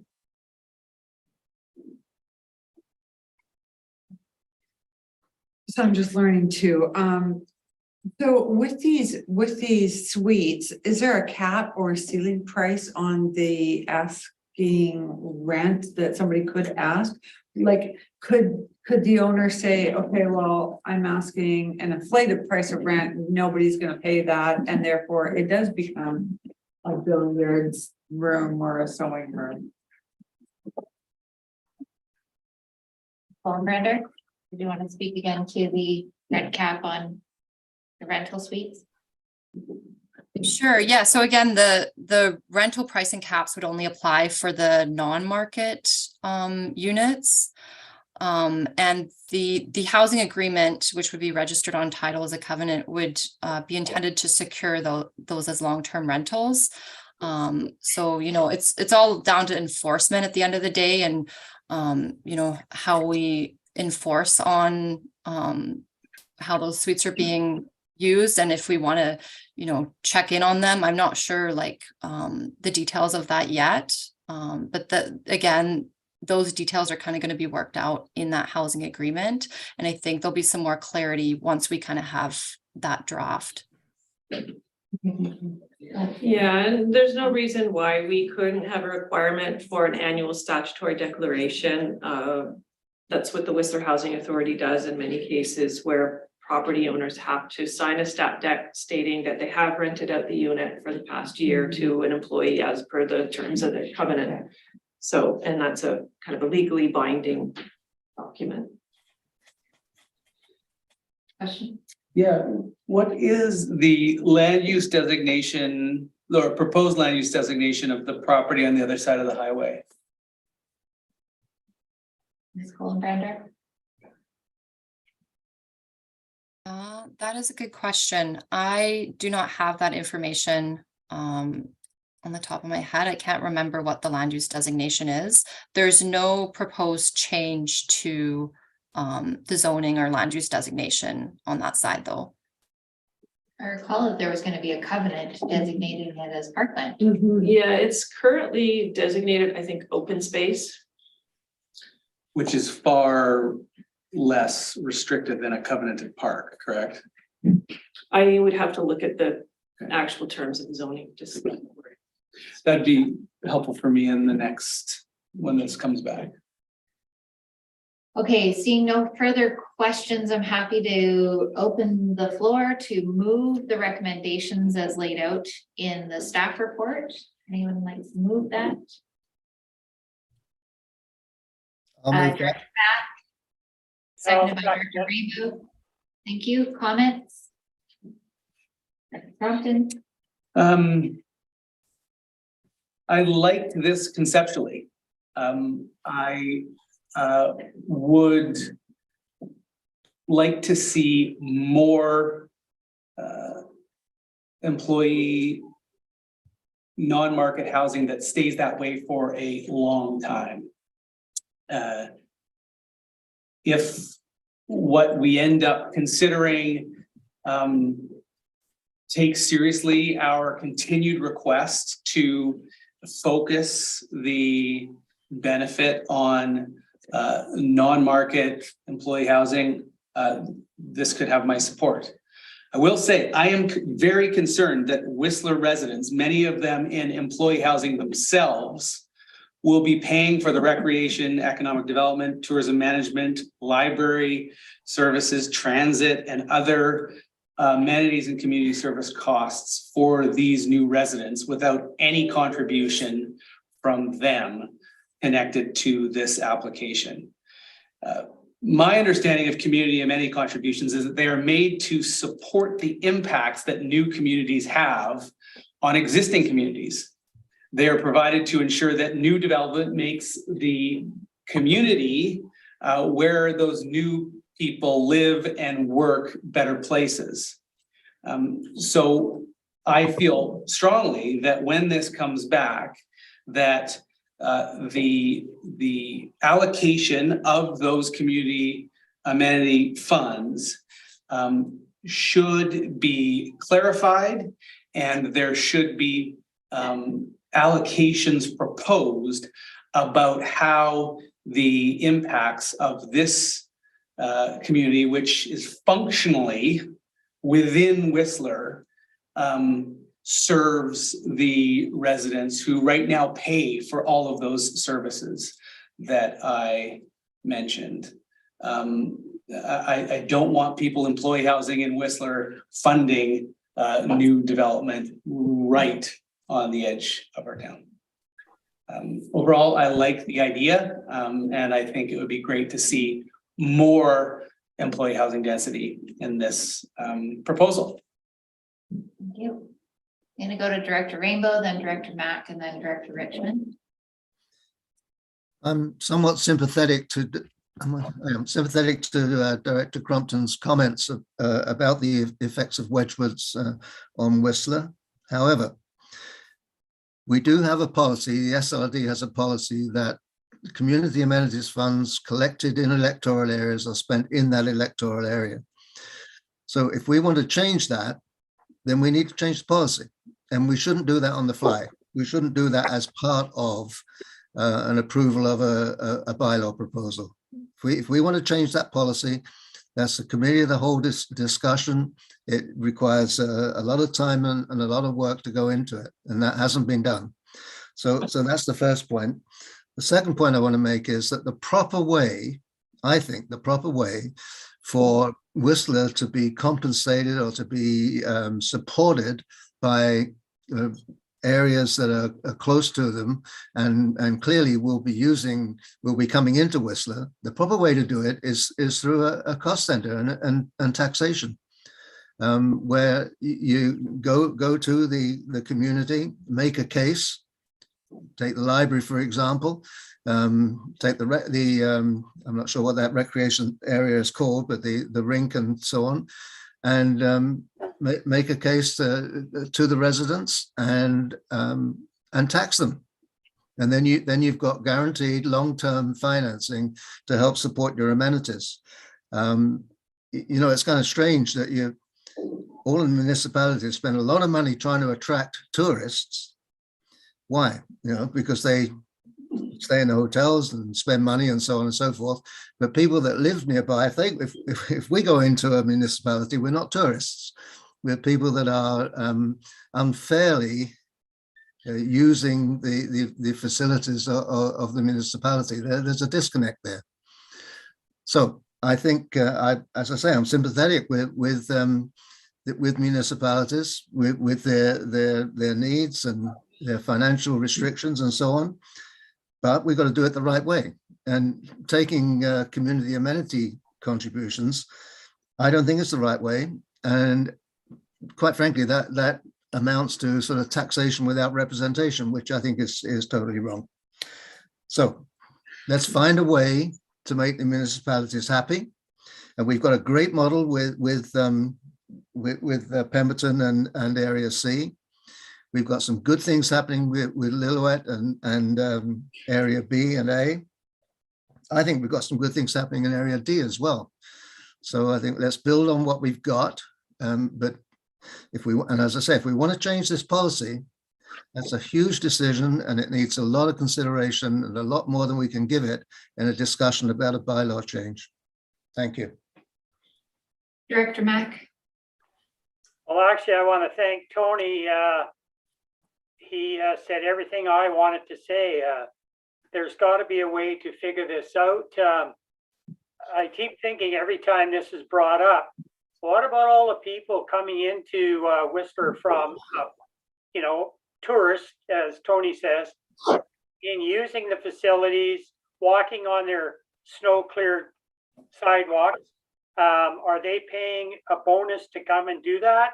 I think we have to really, this is a discussion that is going to take longer than one development, and taking a minimum amount of money from one area that may not sound like much, but it impacts the ability of that area to provide amenities for the people of that area. And that includes, like I say, a municipality and otherwise.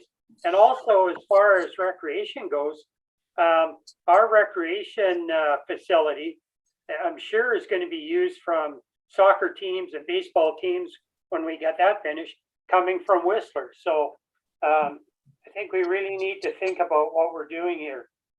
Thank you. Thank you, Director Smith.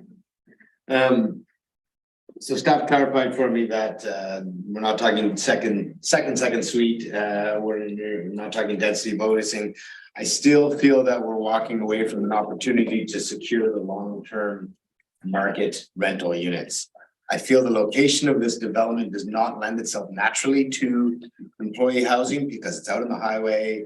They're on large, wealthy lots. And so by nature, they don't lend themselves naturally to long-term rental. So I think if we don't take the opportunity to put some form of security, some way of securing that those rents stay within an affordable range, I think we're not really doing what we're setting out to do here, which is provide a few more affordable rental units. I believe we need to secure that. If that is going to happen through the housing agreement, I'm happy to go through this process. But I fear that we're just bouncing here to the next step, saying, yeah, well, it's a little complicated for the owners to now sell their $18 million properties. My heart breaks. So I don't want to complicate it for anybody, but I want to make sure that we're doing what we set out to do, which is secure long-term rental employee housing. Okay. Director Pettengill, then Director Herford, then Director Compton. I'm putting myself on the speakers list. You go for me. I was in there already. So where I am now, thank you. I can support first reading, but I do have some concerns, and maybe it's just me getting more familiar with the regional growth strategy and CAC policy. To my mind, this is not the compact, complete community within growth management boundaries that the regional growth strategy talks about. And I understand a lot of this happened before that. But for me, I don't feel compelled that because we started on this path earlier, that we should say we're forever on that path. I think we can try and stay more in line with the regional growth strategy. And I think too, for me, it's important to hold to the CAC policy, and I take the point that maybe they are exceeding the policy. I guess that piece isn't clear to me, and so maybe between now and second reading I will understand that better. But for me, it's not just a unit count.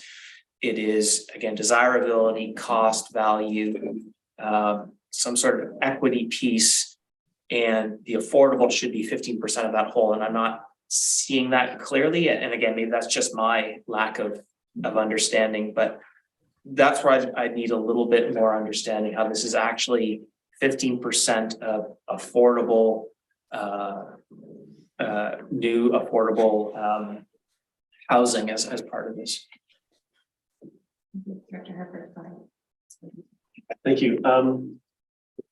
I think there's been some good discussion around the table and some great points. I think the sort of those non-market, I prefer the concept of more integration in the community. So, or, you know, around a cul-de-sac or on a block, one of the lots can be affordable, mixed in with the others, and it all just neighbors uplift neighbors. And so the location of this, I'm happy to see that it's being provided as part of this offer, but I think there's some work to be done there. And to take that concept sort of further, I think securing that the suites are constructed is important, but I think that it's totally reasonable to ask to ensure they're affordable in some way.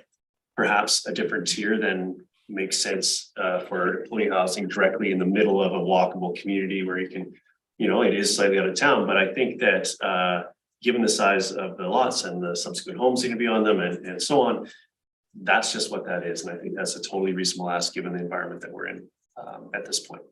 And doesn't change, and that particular part of the ask doesn't change, doesn't need to change layout, doesn't need to change zoning. It's an additional layer, and that's just what has to happen there. And if that didn't happen in the rest of the development up to that point, that's what happens as needs change in our communities over time. And I think that our decisions here need to reflect the demands of today. And that's well looking to that future bit where we have more buses to stop at the bus stop that's there. But I think that's important. So I think we have some work to do there, but I'm comfortable with the general direction. And I hope that these comments can be incorporated going forward. To the CAC piece, I think it's important to recognize that when a development comes forward inside a municipality, CACs are charged and then we tax for those services.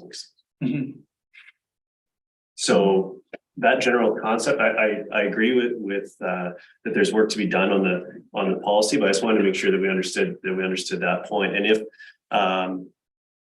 there is a level where the creation of enough, I don't know what enough market employee or affordable housing is, but it could be considered an amenity unto itself. And there's opportunities in developments such as this to provide amenities, not only to the residents, but to be a draw to service the surrounding community, whether it's a municipality or not. I do agree that we have work to do in that area. So I don't think that we should be making a huge amount of, we should not be making policy on the fly around this, but it is clearly a sticking point for us around this table and for the developments like this. But my comments are going to be supporting industry. Director Stoner. Thank you through the chair. I will support first reading at this time, but I do have some similar concerns to some of my colleagues. Going forward, I would like to see the secondary suites on the market strata lots secured as some level of affordable. To me, that's a bit of a non-starter. I think that's where we were previously, and I think that's where we should be at the end of the day. A few other things that I would like to see as we look to, I appreciate that this will be included in the housing agreement as we start to flesh it out, but the non-market strata lots, I think that there should be a sunset clause on how long people have to build on those. I don't want to see those sitting vacant for long periods of time. I think the idea is to get housing built. So that's a piece that I want to make sure is in that housing agreement, and how I think we just need to be a little bit careful about how we structure the language around checking on people's eligibility, because once they've gone through the route of trying to get a construction mortgage, and if something changes in their employment status, and they end up working in Whistler, as opposed to in Pemberton or in area C, what does that mean for them? And are they still eligible, or do they have to walk away from that construction mortgage? And what does that look like? So I don't want to hold that up, but I think that that's something that the housing agreement does need to contemplate very seriously when it does come back to this board. But I will support first reading with those comments. Thank you. Thanks. My comments are that I see you, Ms. Cullenbrander, and I'm curious if go ahead. I feel like this is important. Go ahead and say what you wanted to add. Thank you, Chair. Yeah, I just wanted to add with the CAC piece, looking at the policy, the recommended minimum is actually 15,000 per new single family lot created. So that's for the market lots only, right? Because the non-market lots are considered sort of an amenity in itself. So looking at that, the total that would be required is actually 180,000. So with that financial contribution, it is significantly more. So I think that should be a consideration as well. And I think that's what Kim was kind of trying to get at. They're contributing over $1 million more than what they need to for that financial contribution. Thank you. I'm encouraged that staff have heard the concerns around this board, and a lot of this work is going to come back at second reading. We'll have an opportunity to make sure that they've heard what we've said. I'm also really encouraged that this development has come back on, in my opinion, the right side of the road, rather than the green side of the road. It's far easier to go into a driveway that already exists. I think that building the transit infrastructure says to BC Transit and to Modi that we are serious about putting transit on the road up to Pemberton, and that we want a regional transit service that services not only Pemberton and Mount Currie, but also this development, because there are 108 lots right now that aren't being serviced by transit. So this helps build the case for better transit to this area of our region, and that is important. And all of these details, I think, come back in a housing agreement. They come back with negotiations with the developer, and they come back with negotiations of the management company that is going to monitor whether or not these suites are rented and at what rate. And so I think that there's a lot of really good work here, and I'm happy to see this, and I'm happy to see it come back with all of this conversation incorporated into second reading and future discussions around this development. I'll go back to you if you wanted to add. Depending on how this goes, I'll have a follow-up motion. Okay. Any other? Just a comment. I'll support the first reading for sure. And I really like the amenity contributions that they're delivering for this project. And I'd also like to see a little bit more discussion with the developer on that affordable housing for the market, and we'll see what we can come back with. But I also like that idea of a stepped up version a little bit, where, depending on, the market ones, we've got a percentage of the wages, maybe that gets changed a little lower. So yeah, those are my comments. Okay. I'll call the question. Is there anyone opposed? Unopposed. I'd like to make a motion that SLRD staff be directed to engage with RMOW staff to develop a contribution agreement that allocates a portion of the CAC to the RMOW. Okay, do I have a seconder for that motion? Seconded by Director Richmond. Comments? Do you want to speak to it? Sure. I think, we can share our sort of concerns, and we've given it first reading, and I don't think we've provided any direction around CACs. And I'm concerned that the developer then is left wondering, what is going on here and whether or not they should put any time and energy into it. And in my view, if communities are being built basically inside our communities, those contributions need to take seriously those impacts, and rather than leave it hanging out there as a question for everybody to just wonder about, I think we should put it in words and agree to it or not. But I just don't see how we can continue down this path without dealing with this issue. I think it's important to creating sustainable communities. Okay. Do you have enough language to work with? Or is that CEO Dalton? Yeah, there may be a request for a little more clarity, and maybe if you can explain Yeah, I think I'm not, if I were tasked with following through on that resolution, I am not sure what I would be meant to be discussing and with whom. I think I'd like a little bit more detail. It's possible. Thank you. How about, again, I'd be, okay, you mean on how much? Can I get the motion? So I can read the motion. Yeah. Sorry, but That SLRD staff be directed to engage with RMOW staff to develop a contribution agreement that allocates, let's say, half of the CAC to the RMOW. Does that provide more clarity? I mean, are you wanting me to give you the name of the staff member? No, I Okay. think for clarity, Yeah, I think that there could be, I mean, this is kind of captured in that this bylaw be referred to appropriate First Nations, the resort municipality of Whistler. And as in other examples within our region where we have a community amenity contribution coming, that we investigate the viability of a cost service, a service establishment bylaw for the new development. Now, this isn't an entirely new development, but it's a new piece to an existing development. But does it make sense that a service establishment come after?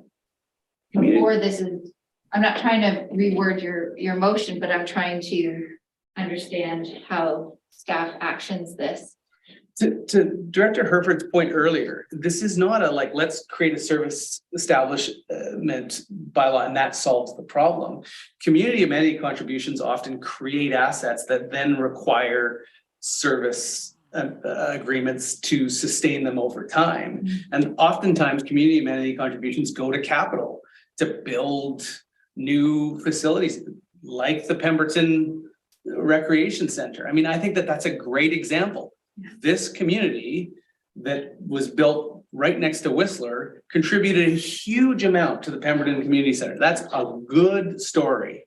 The residents who live in Wedgwoods, though, have almost all of their sort of life lived in Whistler. A lot of them are second homeowners. Just so we all know, a lot of those buildings that we're putting in as market housing will be second homes that will be owned by people from out of the community who come here just to ski.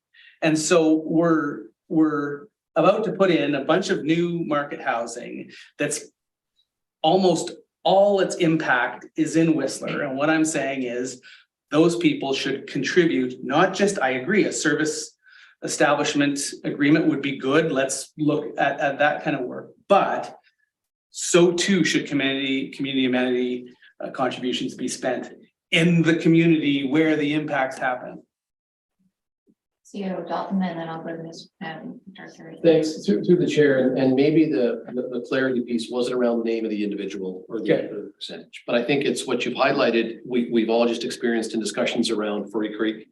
And what I think we struggled with as a staff in engaging the district of Squamish, and they did as well, is there's no roadmap or approach to have these conversations. Sure. And maybe that's what we need to do. If we can divorce it from this particular one, which is not, which I'm not saying we do that, but I think we have a piece of work to do to understand how we frame that conversation, because there is no clear model we can pull off a shelf and say, let's have a reasonable discussion about this.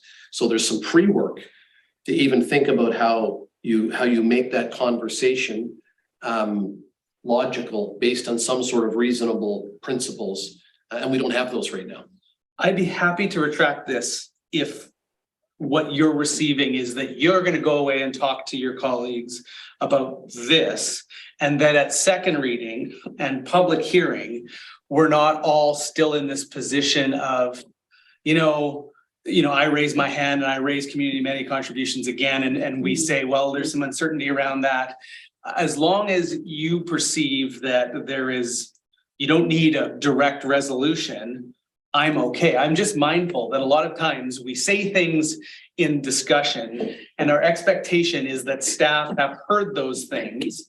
And then if I was a staff member, I would think to myself, yeah, I heard what you said, but you didn't put that in a resolution that gave me any direction.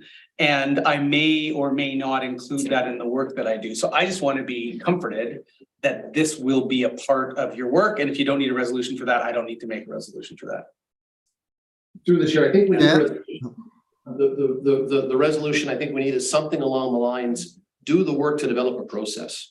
Examine, come back to the board. And this is a big piece of work, by the way. And we learned this through our conversations with Squamish. We got together and had conversations and they were, they were not informed by any common understanding of what problem are we trying to solve and what process do we apply to solve it. That's, I think, the first thing we need to get our heads around. So ideally, we'd have a process to apply in all of the cases like you described, where development's happening, a community development's happening inside a community or abutting a community.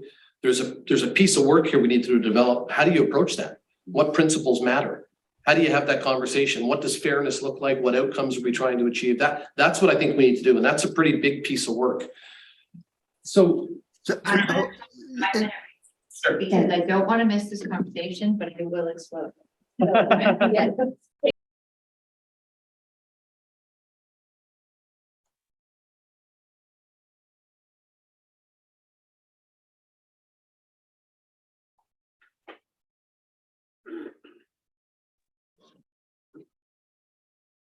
Yeah, Kristen, can you hear me? We can hear you, Yes. Russell. Yeah, I'm gonna have to leave at 3 o'clock, 10 after at the latest. I have to come into the drugstore, so. Thank you. Okay, I'll be good for half an hour. okay, thank you. Hopefully we'll be done this topic by then. yeah. With that, did you want to finish your thoughts? Yeah, Sure, you don't repeat anything I'll you've already be, no, I think that there's an important distinction that's been made between service agreements and community amenity contributions. And community amenity contributions are generally, I think, brick and mortar constructing new amenities in the place where those people live their lives. If the resolution that is best is that SLRDs, so I'll propose this resolution and see how it goes through the chair. Yeah, we've already. So I'll retract the first one. You can't do that when it's already been moved. Oh, and it's seconded. So do you want to vote on it? Yeah, you want to defeat the motion? Let's defeat that motion. I do see that you have your hands up on the screen, but I would really like to come to a clean resolution here. So I'll call the question. Is there anyone opposed? Yes. Great, So that's everyone. everyone. Thank you. I'm concerned that if this motion passes, that directs Mr. Dalton, CEO Dalton, to go away and work on a policy that we slow down this particular application, and that is not my intention. Which is why I attached the original motion to first reading so that it found its way into this process. So I make this motion, but the intention is not to slow down this project, though if this doesn't get done before we're considering second and third reading, I think that would be challenging for me. So that SLRD staff be directed to engage with RMOW staff to develop a CAC contribution policy. I have a question. Can I- Clarifying question. Clarifying question. I understand the intent of this, or this motion is sort of a result of our discussion around the recent discussion on Wedgwood development. But this policy needs to be, in my mind, this issue exists across the region. So I would appreciate it if that motion can be cast even yet wider again, that recognizes that, without suggesting an amendment, perhaps. Sure, could amend. Yeah, sure. That SLRD staff be directed to engage with regional municipal staff to develop a CAC contribution policy. I'll second. Director Needham. Okay, just to clarify, so we do have a CAC policy at the SLRD. So are you talking about a CAC? CAC contribution policy. So Particular CAC. to this development. No. CAC wider. So how those funds are distributed regionally, and there may be, am I right on that? Am I right on that? It's distribution of the CAC rather than whether or not there is a CAC or the content of that CAC? Yes, How it's contributed to, go ahead. Community amenity contribution is CAC. So when I say that SLR staff be directed to engage with regional municipal staff to develop a community amenity contribution policy. So this is contributing to municipalities when it's appropriate. I'd be open to other wording if you can make more sense of it. I'm gonna go to staff for clarity. One of you. Yeah, perhaps it's around reviewing the existing CAC policy. Yeah. In response to concerns around insert language here, which is what you talked about earlier. It's community development that has an impact on neighboring municipality. They don't know the exact language, but maybe it's reviewing our current policy to account for that particular challenge or issue, which has popped up twice now in a matter of months. So it would make sense that we take some time and review our policy. Should I try again? Sure. Can I go to Tony? Sure. I got a good resolution when you're ready. Well, I'm sure Director Crompton does have a good resolution, and I'm hoping that we can come to some sort of agreement that will make him comfortable. I said some time ago, I'm not opposed to the idea of discussing this. What I am opposed to is trying to solve this on the fly. And I haven't liked Director Crompton's resolutions for that reason. I think they're too restrictive. I suggested some time ago in this meeting that we refer this to a committee of the whole. I think we need to do some work and have a thorough discussion on it before we proceed. And we can't do that right now. And to suggest that now we've got to go off and staff have got to start developing a policy, I think we've got to give staff a little bit more direction than that. So I'd be opposed to the kind of resolutions that I've been hearing in the last couple of minutes. And my resolution would be a simple one, that we refer this issue to a committee of the whole as soon as it can be placed on the agenda. I believe that's in our near-term agenda plan anyway. CEO Dalton, are you comfortable with that being referred to committee of the whole prior to?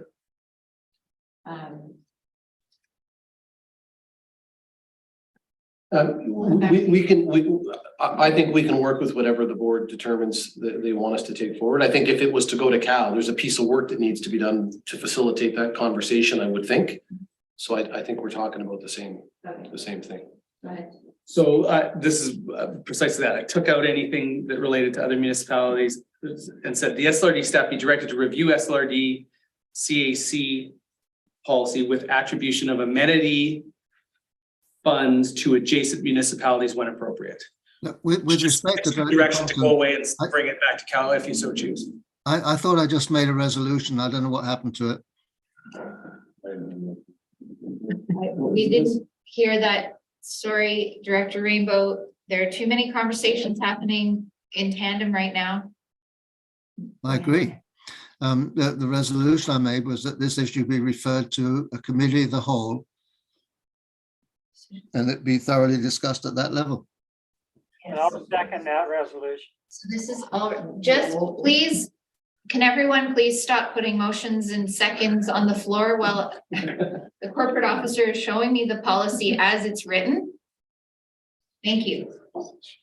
So 6.2 of the policy and procedures manual, policy number 12-2018 on community amenity contributions policy, 6.2 states decisions to utilize the CAC fund shall be by the SLRD board resolution.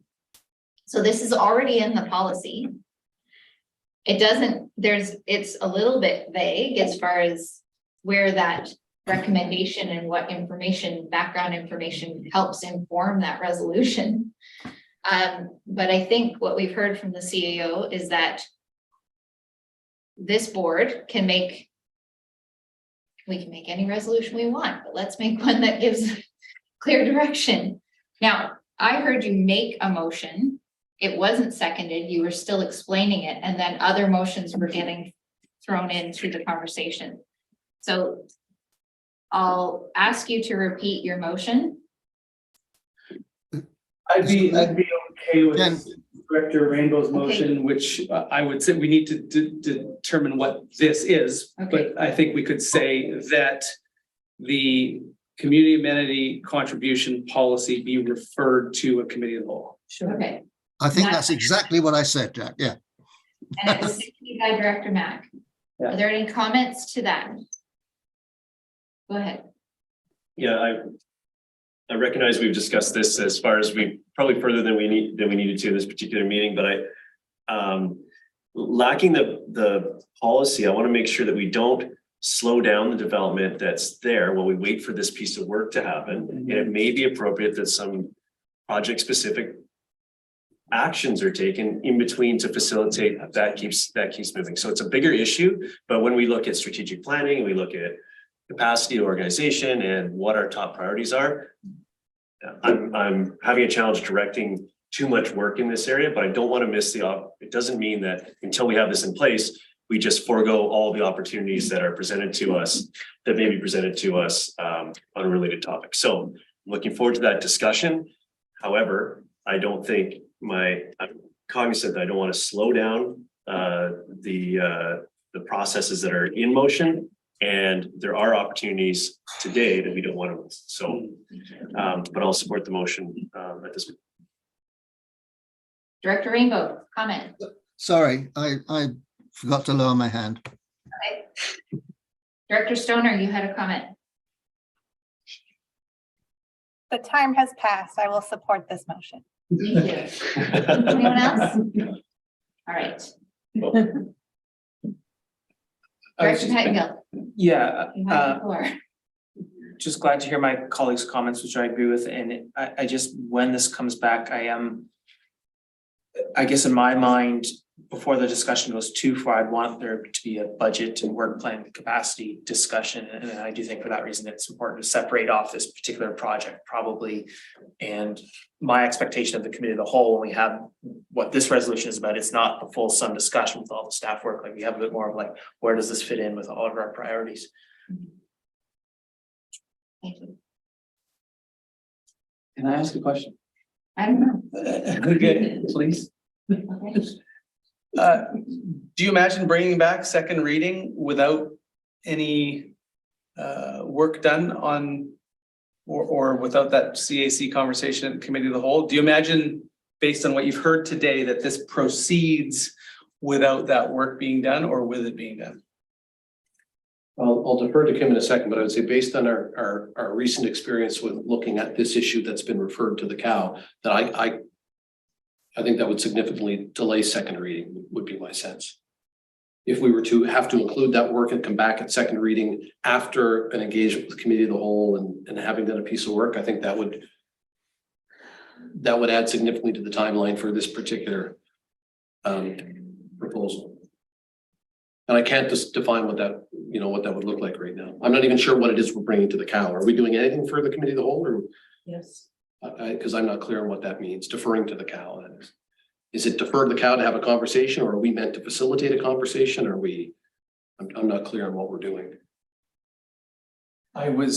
My understanding of Director Rainbow, the motion that was brought was that you would bring some of your thoughts on what this policy could be. You're saying you can't do that. No, I'm saying I didn't understand that. Like, defer what to the cow? Defer it to the cow. What is it? Oh, we said the community amenity contribution policy. The policy. So we're meant to come in and give a presentation on that, and okay, thanks. With recommendations of how that gray area could be defined. And it's just that one piece that was raised by Ms. Clark. Okay. Now, I'm under the impression that having read what Ms. Clark and the chair brought forward, my original motion was the correct approach, which was make a motion that the community amenity contribution use is to be dealt with by resolution of the board, is what the policy says. So at second reading, I would intend to bring something that made allocation of the community amenity clearer. Okay, that's good. Chair. Director Knapp. Yeah, if I could ask Director Needham a question, please. Certainly.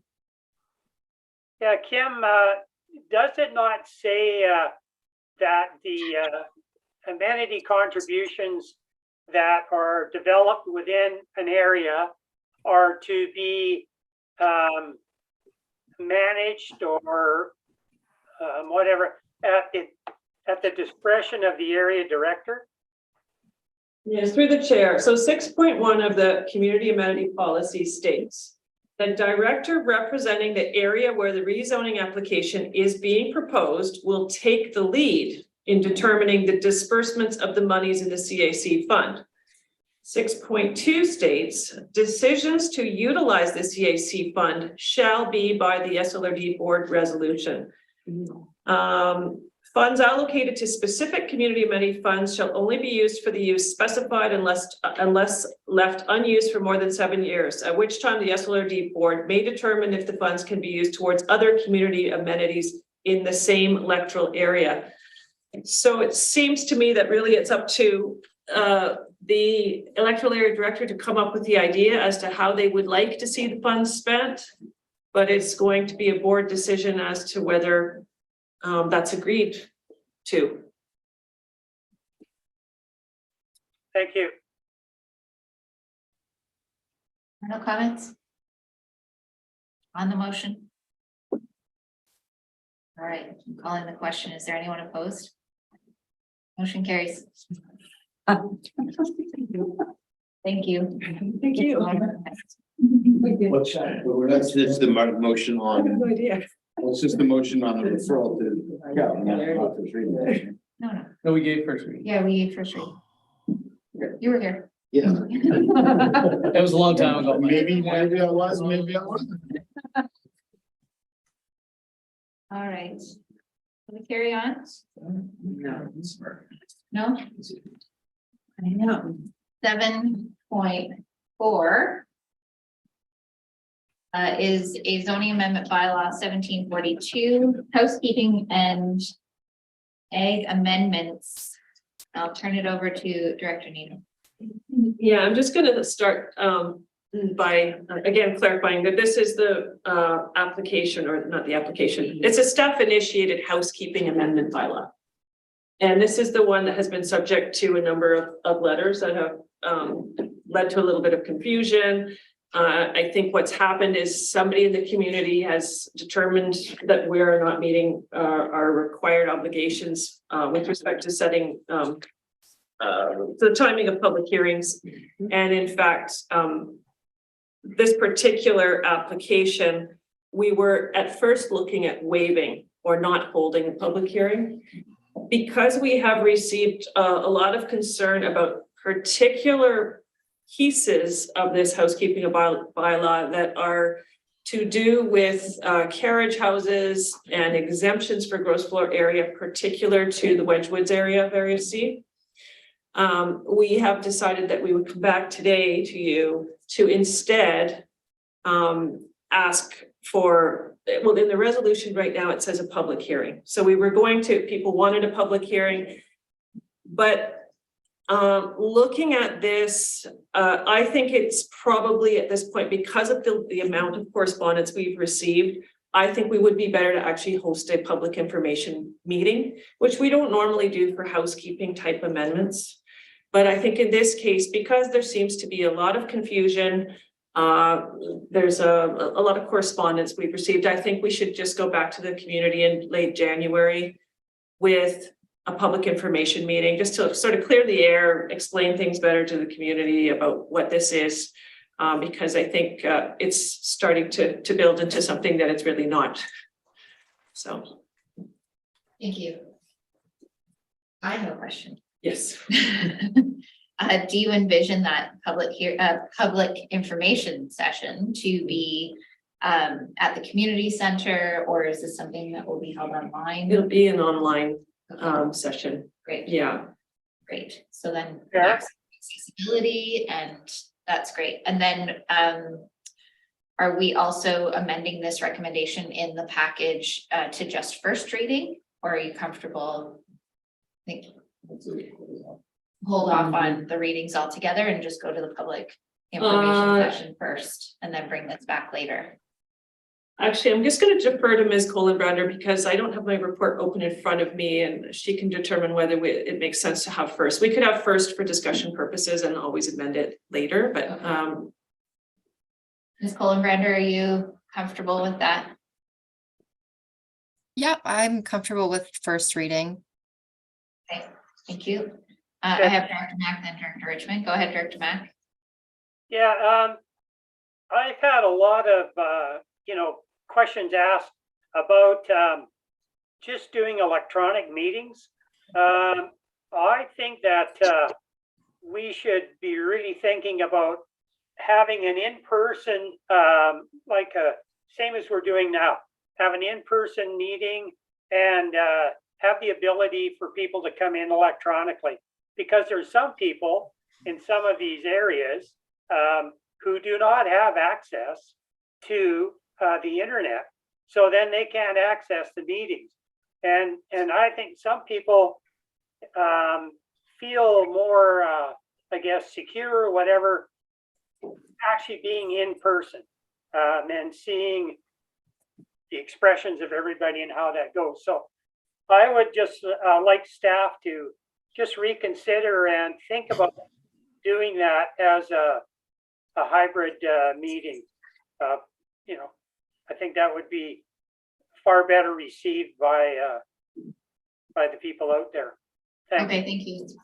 Director Richmond, then Director Pettengill, go ahead. Seeing as how we're able to do readings and adoption on the same day now, I don't know that I see and seeing as how we've received a number of correspondence with concerns around it, I think is a message that we heard them and it doesn't slow anything down. I would suggest we don't give first reading today, that we do, as Ms. Needham said, and go back to public information, listen to folks, and then come back to the process after. It's not like it slows anything down at all. Thank you. Director Pettengill. Yeah, my question is actually very much related. I was wondering, is there any advantage or reason to go to first reading today? I think in light of that makes some sense. Did you hear the question? No, not Is there really, any no, advantage to doing first readings? well, first reading sort of solidifies the bylaw a little bit. So there's a piece for discussion at the public information meeting. We can't really have a talk about a non-bylaw. All the things. Yeah. Yeah, you typically don't go to public hearing until you've had that first reading, so that public hearing notes. It's a public information session. Yeah, but there needs to be Yes. something to discuss. Yeah. Go ahead. Excuse me. With that in mind, I think first reading is totally appropriate, and then it leaves. In earlier discussion, we were talking about leaving the space to incorporate that feedback through whatever the format is. So, but I think, and so that said, I'm going to move first reading on this. Okay. Then subsequently, public information meeting Thank you. to happen prior to consideration. Second. Yeah, thanks. Anyone want to second that? Seconded by Director Hopple. So we're at first reading and the public hearing. no public information session. So the language here is not valid. Okay. So the second that would be that staff organize a hybrid.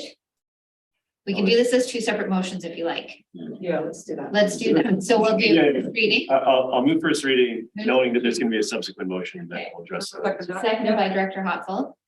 Any comments to just first reading? Okay, I'll call the question. Is there anyone opposed? Motion carries. Thank you. Second motion, go. I'll try, let me take us try this, so that that staff hold a I wasn't sure if I was going to go specifically to the format, but I will, a hybrid public information meeting on this topic and report back on the feedback for second reading, or as part of second reading. Okay, and seconded by Director Hopful. Any comments? Anyone on the screen? Okay, great. Go ahead, Director Pagno. If it's not too late for a question, I just totally support the idea of a hybrid, just in terms of staff capacity and effort. And is this a big ask, or is this reasonable, or?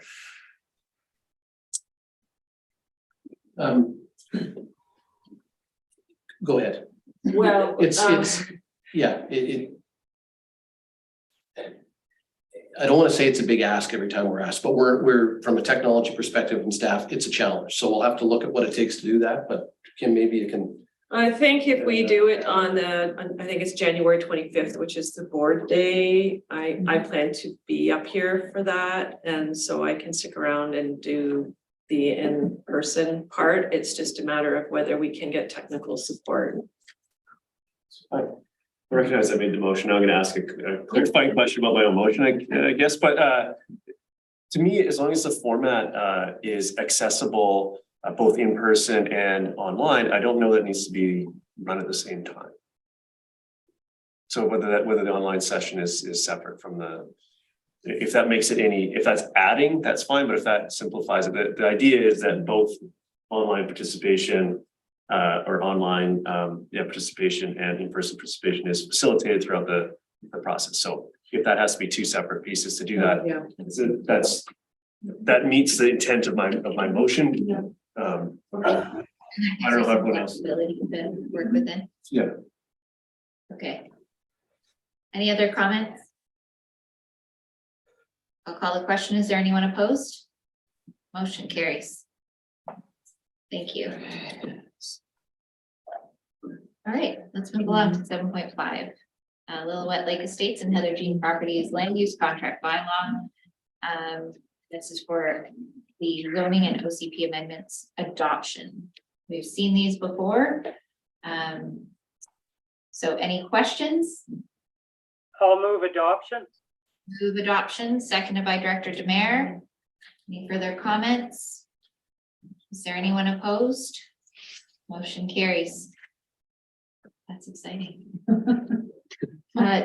No, it's exciting because it's been a long time coming, so it's nice to see. All right, 7.6 is special events bylaw, and we have Ms. Katerniak joining us.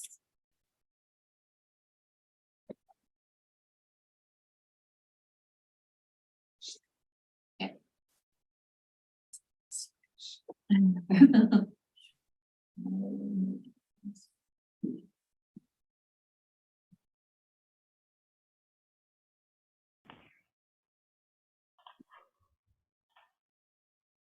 Okay, welcome, Ms. Katerniak. We're on 7.6, and I'll turn it over to you for your comments. Thank you, Chair. So this item pertains to the gathering for an event use. So this use is outright permitted in the agricultural land reserve by the ALC, and it's not a use that can be prohibited by the local government. And so until now, this was unregulated, as the extent of local government jurisdiction in this matter was unclear. However, after discussion with the ALC, it was determined that we can in fact regulate this use. As such, we are bringing forward an amendment to the special events bylaw, which will add a new type of event called farmland special event, and require that a permit is obtained for every such gathering in area D and area C. This would allow us to keep track of such events to ensure that the yearly limit of 10 events per year is not exceeded, which will facilitate enforcement where necessary. It will also serve as a tool for education and accountability for both the property owner and neighboring property owners. So the criteria for being permitted to host events follows the Agricultural Land Reserve Use Regulation, where the following restrictions already do apply. So the land must have farm status, the total number of attendees must be limited to 150, total number of events is limited to 10 per year, with each lasting no longer than 24 hours, and the event must take place in temporary structures, such as tents. And so these restrictions already do apply to agricultural land, but are proposed to also be stated in the bylaw and associated form for educational purposes. There's also an additional requirement proposed by staff where each property where the gathering for an event use is contemplated must show $10,000 of yearly farm sales. In addition to these restrictions, the SLRD is proposing to require that a permit is obtained for each such event. Each permit application will be required to have insurance in the form of commercial general liability of $1.5 million. A statement describing the type of event, number of attendees, and how the neighbors will be notified. And lastly, a sketch plan showing parking areas and locations of permanent and temporary structures. And so that concludes the summary of what is being proposed through this special event permit bylaw amendment.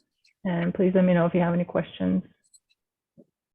Excellent. Thank you for your presentation. Are there any questions? Go ahead, Director Stoner. Thank you. Through the chair, I'm just curious why we aren't applying a fee, given that our other event permits do require at least a minimum $100, and this will be a fair bit of time for staff to manage. I would expect some form of cost recovery.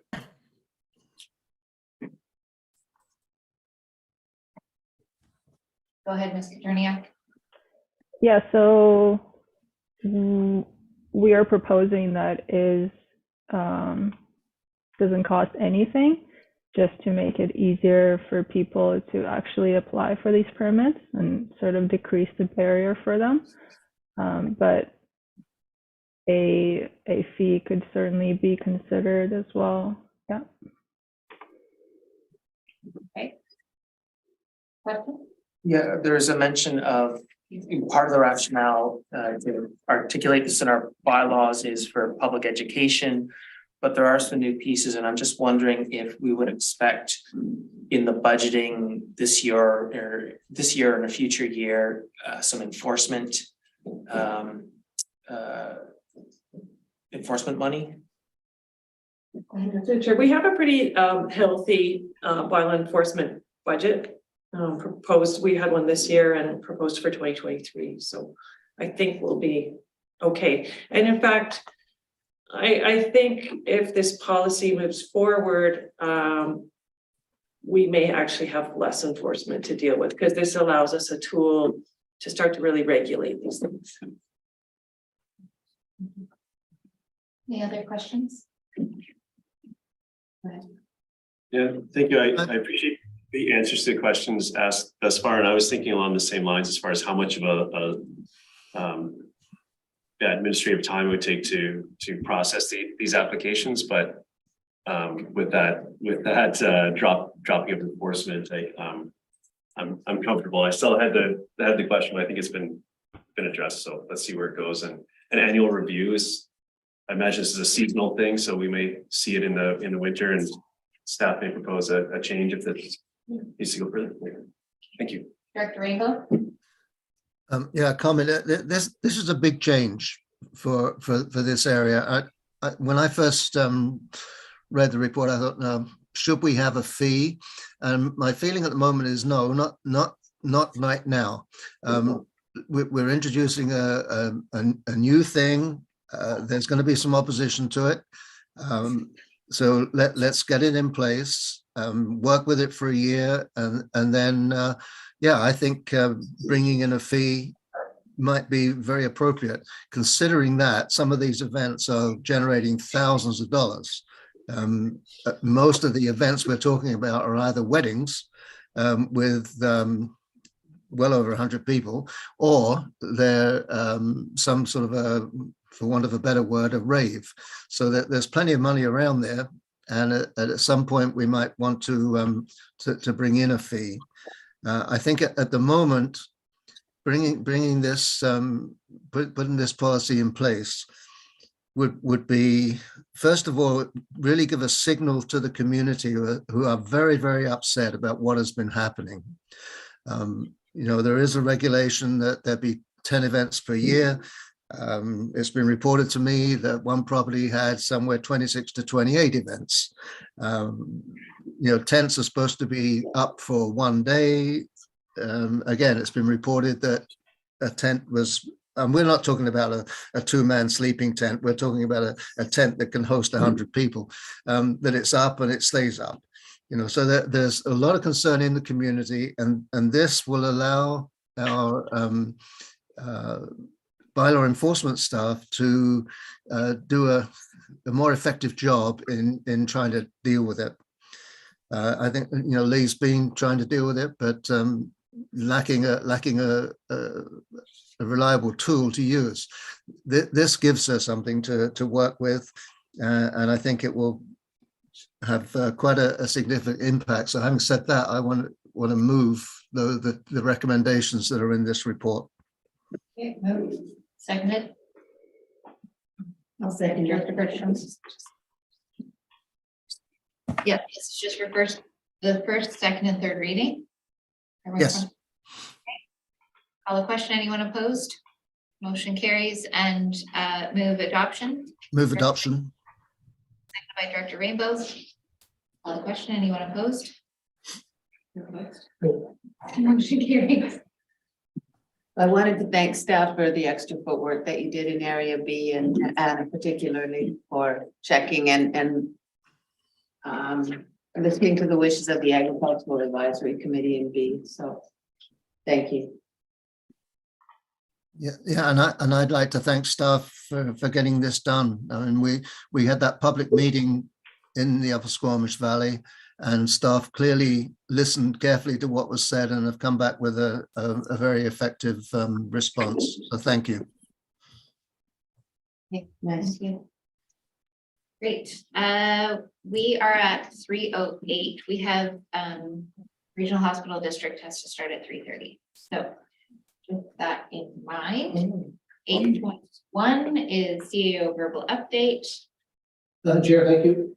Come on. No, I'm dying to get to that regional hospital district board. Okay, 8.2. We have Ms. Stewart available for questions. If anyone's got any questions regarding the SLRD Regional Growth Strategy Annual Update Report. Actually, Ms. Stewart will not be available, but I can speak to the report. Perfect, thank you. Any questions? Anyone online? Go ahead. Moving by Director Cox, seconded by Director Jones. You don't get to vote, Director Demare, because this is not your territory. You can join us if you want in anytime. Well, thank you. It is fun. I'll call the question. Is there anyone opposed? Motion carried. Thank you. 8.3. Oh, she left and then she's back. I'm bringing. Hopefully she didn't leave.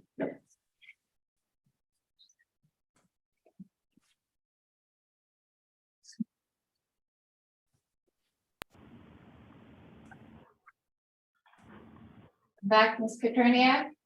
We're at 8.3 on ALC non-adhering residential use application number 65310 in area C. Yes, thank you, Chair. Hi again. So this is an application by Sheila and Moses Milstein of 9216 Pemberton Meadows Road. So there are currently 2 dwellings on their property. The first dwelling is the original dwelling that they resided in during construction of the second dwelling. And that's something they obtained ALC permission to do. And so the second dwelling has now received a partial final inspection that is valid until March 20th, 2023. One of the outstanding items for receiving occupancy is the removal of the old dwelling. And so that brings us to the specific application. The Milsteins are applying to the ALC for non-adhering residential use in order to keep both dwellings. So the new 350 square meter dwelling as a farm residence, and the old dwelling of 108 square meters as a farm employee residence. And so under the current bylaw, on properties of 4 hectares or greater, which this property is, a farm employee residence of up to 180 square meters may be permitted. Milsteins explained that because they are in their 70s, they do require farm help, and so this second dwelling will be used to accommodate farm help. Should also add that the Milstein property does have farm status, and as far as farming activities, they undertake hay production, they have some chickens, bees, cover crop, an orchard, and a garden. So that concludes the summary. Please let me know if you have any questions on this application. Great, thank you. Your report was very specific. I appreciated that. Any questions? Seeing none, would anyone like to move the recommendation? Moved by Director Richmond, second. The recommendation is that I saw it here, support the application and forward it to the ALC for input. But not, it's a direction. Direction. Got it, sorry. Use the wrong word. So we're moving the application to the ALC for input. I'll second it. Seconded by Director Demare. Comments? Anyone opposed? Motion carries. Thank you. 8.4, agritourism accommodation temporary use permit number 70 in electoral area D. You want to make some comments to that, Ms. Katernia? Yeah, so this report is with regard to an agritourism accommodation application in the Upper Squamish Valley. The applicants are located on a 3-hectare property, classified as farm, with a number of farming activities and farm chores taking place. There is a tiny home on wheels on this farm that the applicants would like to utilize for agritourism accommodation. Because agritourism accommodation is not a permitted use in the SLRD, the applicants have submitted a temporary use permit application to permit this use for a period of 3 years. When this application came in, there was no policy for dealing with agritourism accommodation temporary use permits. So a direction request report was taken to the board, and it was resolved to update the temporary use permit policy with policies regarding agritourism accommodation. So this specific temporary use permit application does not meet the outlined policies that require that a parcel be at least 4 hectares in size in order to minimize neighborhood impact, as well as it doesn't meet the requirement for CSA Z240 RV certification to ensure safety. As such, it is recommended that this temporary use application is rejected on that basis. Okay, thank you. Does anyone have any questions? Is that unit on site and all the water systems in place already? Do you mean the RV? Yeah, the RV, yeah. Mr. And the Tony? water tank. Yeah, thank you for your question. So this tiny home is actually self-sustaining, so they're not connected to any utilities at the moment. That is what is being proposed. But what I'm saying is it already installed in place? Oh, yeah, so the tiny home is already on the premises, yes. Do you know if they've used it for agritourism? I'm not certain what they have used it for so far. Okay, thank you. Okay, I have a speakers list. Director Stoner, go ahead. Thank you, through the chair. Can you just remind me, in our policy, we set the minimum parcel size at 4 hectares to be able to do this sort of temporary use. Can you remind me why that threshold was set? Ms. Katernia? So that was based on a lot of policies that come from the ALC. So this is generally the threshold for, let's say, having a farm employee residence. So it was picked based on that, just to have a bit of a larger property that is not where the residential uses take place. They're not so close to the neighbors that they might impact their life. Yeah. But the intention for these types of uses is to provide alternative forms of revenue, especially I think for small scale producers where we know it's really hard for them to make a living. So we've set at a minimum of 4 hectares, you could have up to 5 agritourism units. It seems a little bit dismissive to say you can have none below that threshold if the intention is to provide an alternative form of revenue to make ends meet as farmers. I guess my question is the intention of allowing this use for alternative revenue form, or is it something else? Ms. Katernia? So your question is the intention for allowing this use, is that for revenue purposes? Yeah, so that's what they're looking to do. This is why they're applying for a temporary use permit. Generally speaking, the use is not permitted in the SLRD. So this is one of those uses that the local government can regulate and can prohibit, and the SLRD has elected to prohibit this use across the board, except for people can apply for temporary use permit to allow this use. I just had one other question about the standard that we've set for RVs. Can you just remind me what that standard is and like what it's for?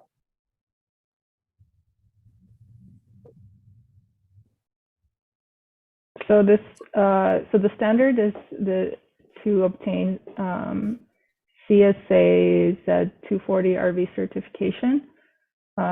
I'm not entirely sure how that works, but that was recommended by the building official.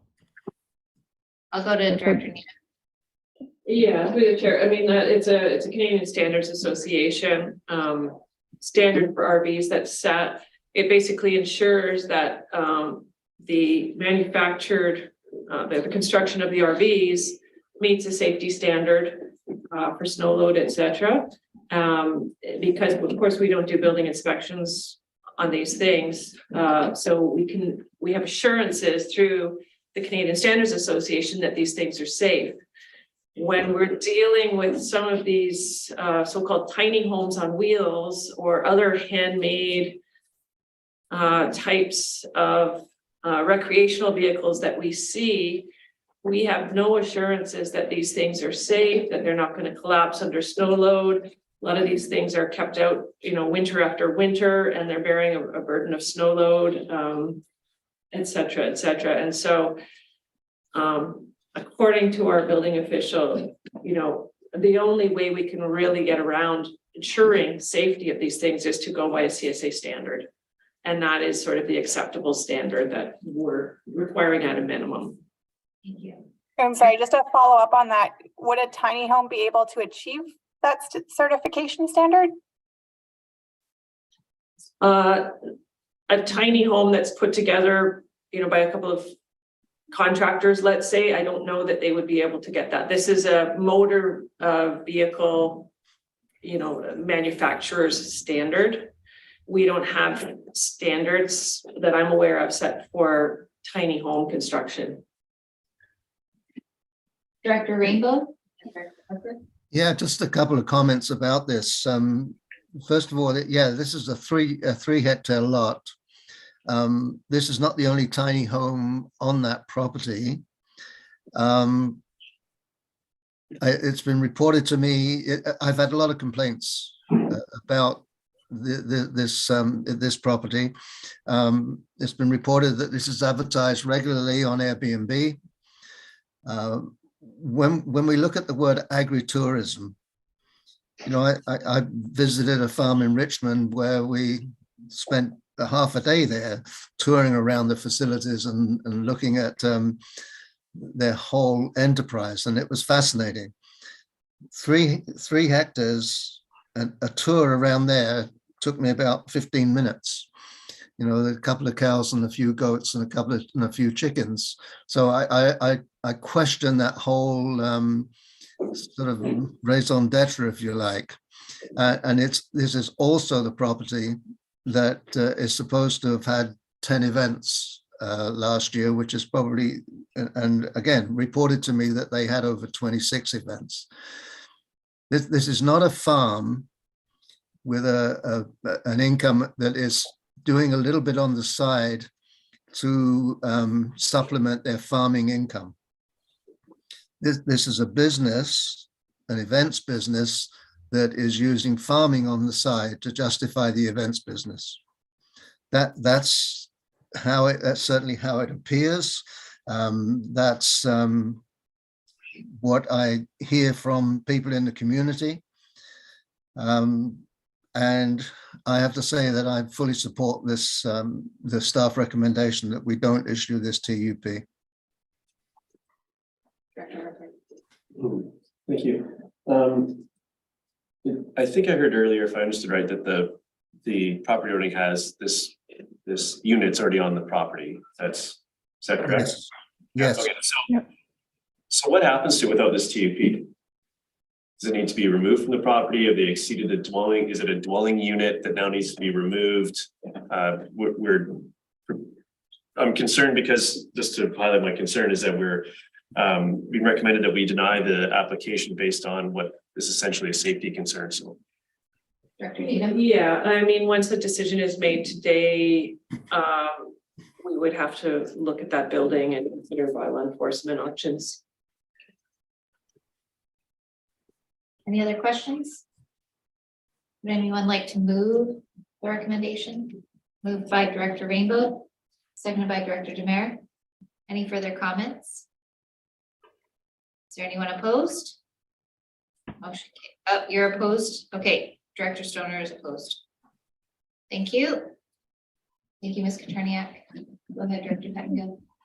I'm sure it's maybe just something to set aside for future discussion, but I sort of wonder how some of the context provided by Director Rainbow could be brought forward in these reports, and I not wanting to be dismissive of staff capacity and everything on the plate, but I guess that sort of information is information that would be useful somehow, and I'm not sure exactly the mechanics, the practicality of that, but. Yeah, when it comes to bylaw enforcement issues, we try to keep those as confidential. So those are usually kept separate from land use regulation type reports. Thank you. Okay, let's move along to Mike White.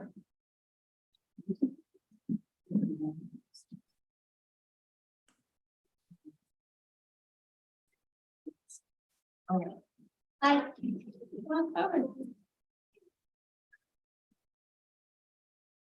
Good afternoon. Good afternoon. I'm Gal Harris, the Legislative Coordinator for reporting to Kristen Hart.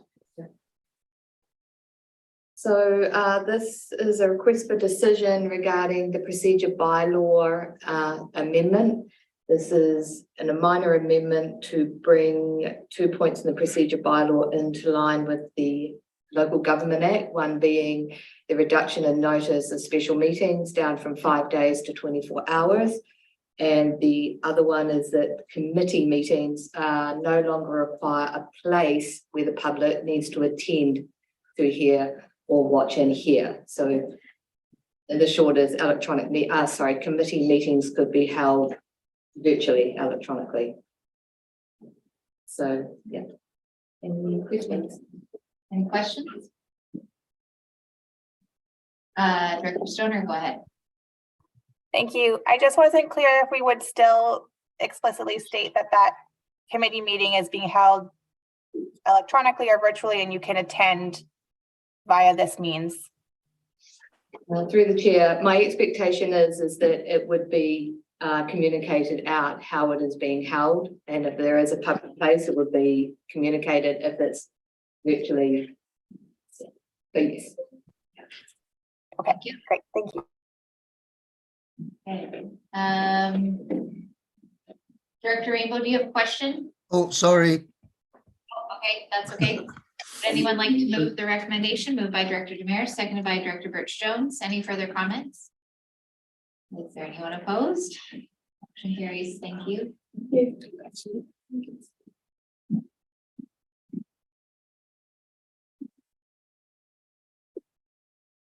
8.6, funding opportunity. Go ahead. Yeah, I can take questions on this if there are any, but it's. Does anyone have any questions about this application? Go ahead, Director Cottonhill. You know, I always like finding opportunities where grants pay for some of the work we want to do, but it does say that we're required to administer this and that there's been low uptake so far. So I'm just wondering if we are, you know, taking on a grant where we don't actually have the capacity to make use of it, or. That's a very good question.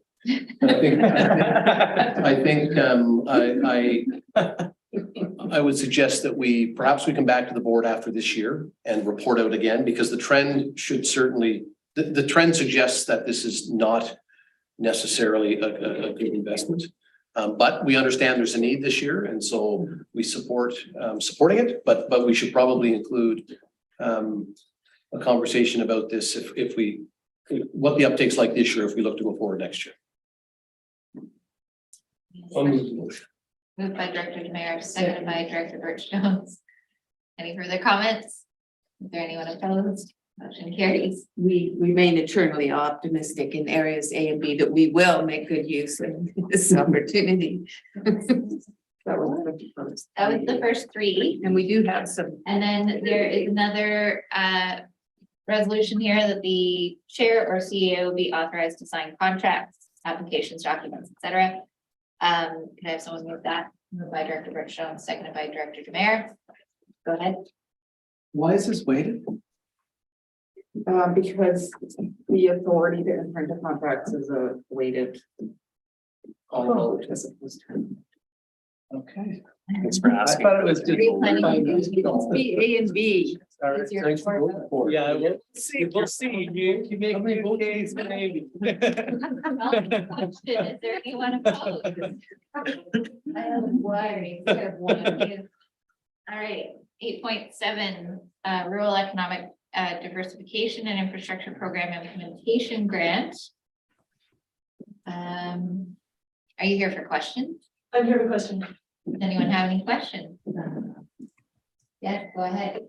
Don't know yet. We don't know what your question is. Okay, I'll give you a minute.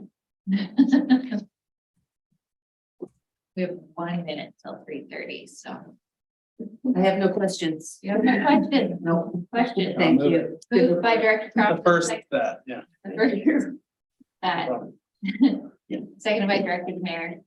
Call the question. Is there anyone opposed? Motion carried. Can I make a comment? Sure. I can't wait till we have an SLRD trail I in hear you. area A. I know. I know how excited you are. Vision now. We'll do a ribbon cutting. The second that. Thank you. And seconded by Director Demare. Is there anyone opposed? Motion carries. Thank you. Thank you. We're going to recess this public meeting until tomorrow at 9 a.m. After After the committee of the whole, immediately following the committee of the whole. Y'all have to be here at 9 a.m. The public doesn't really need to be here for the public meeting.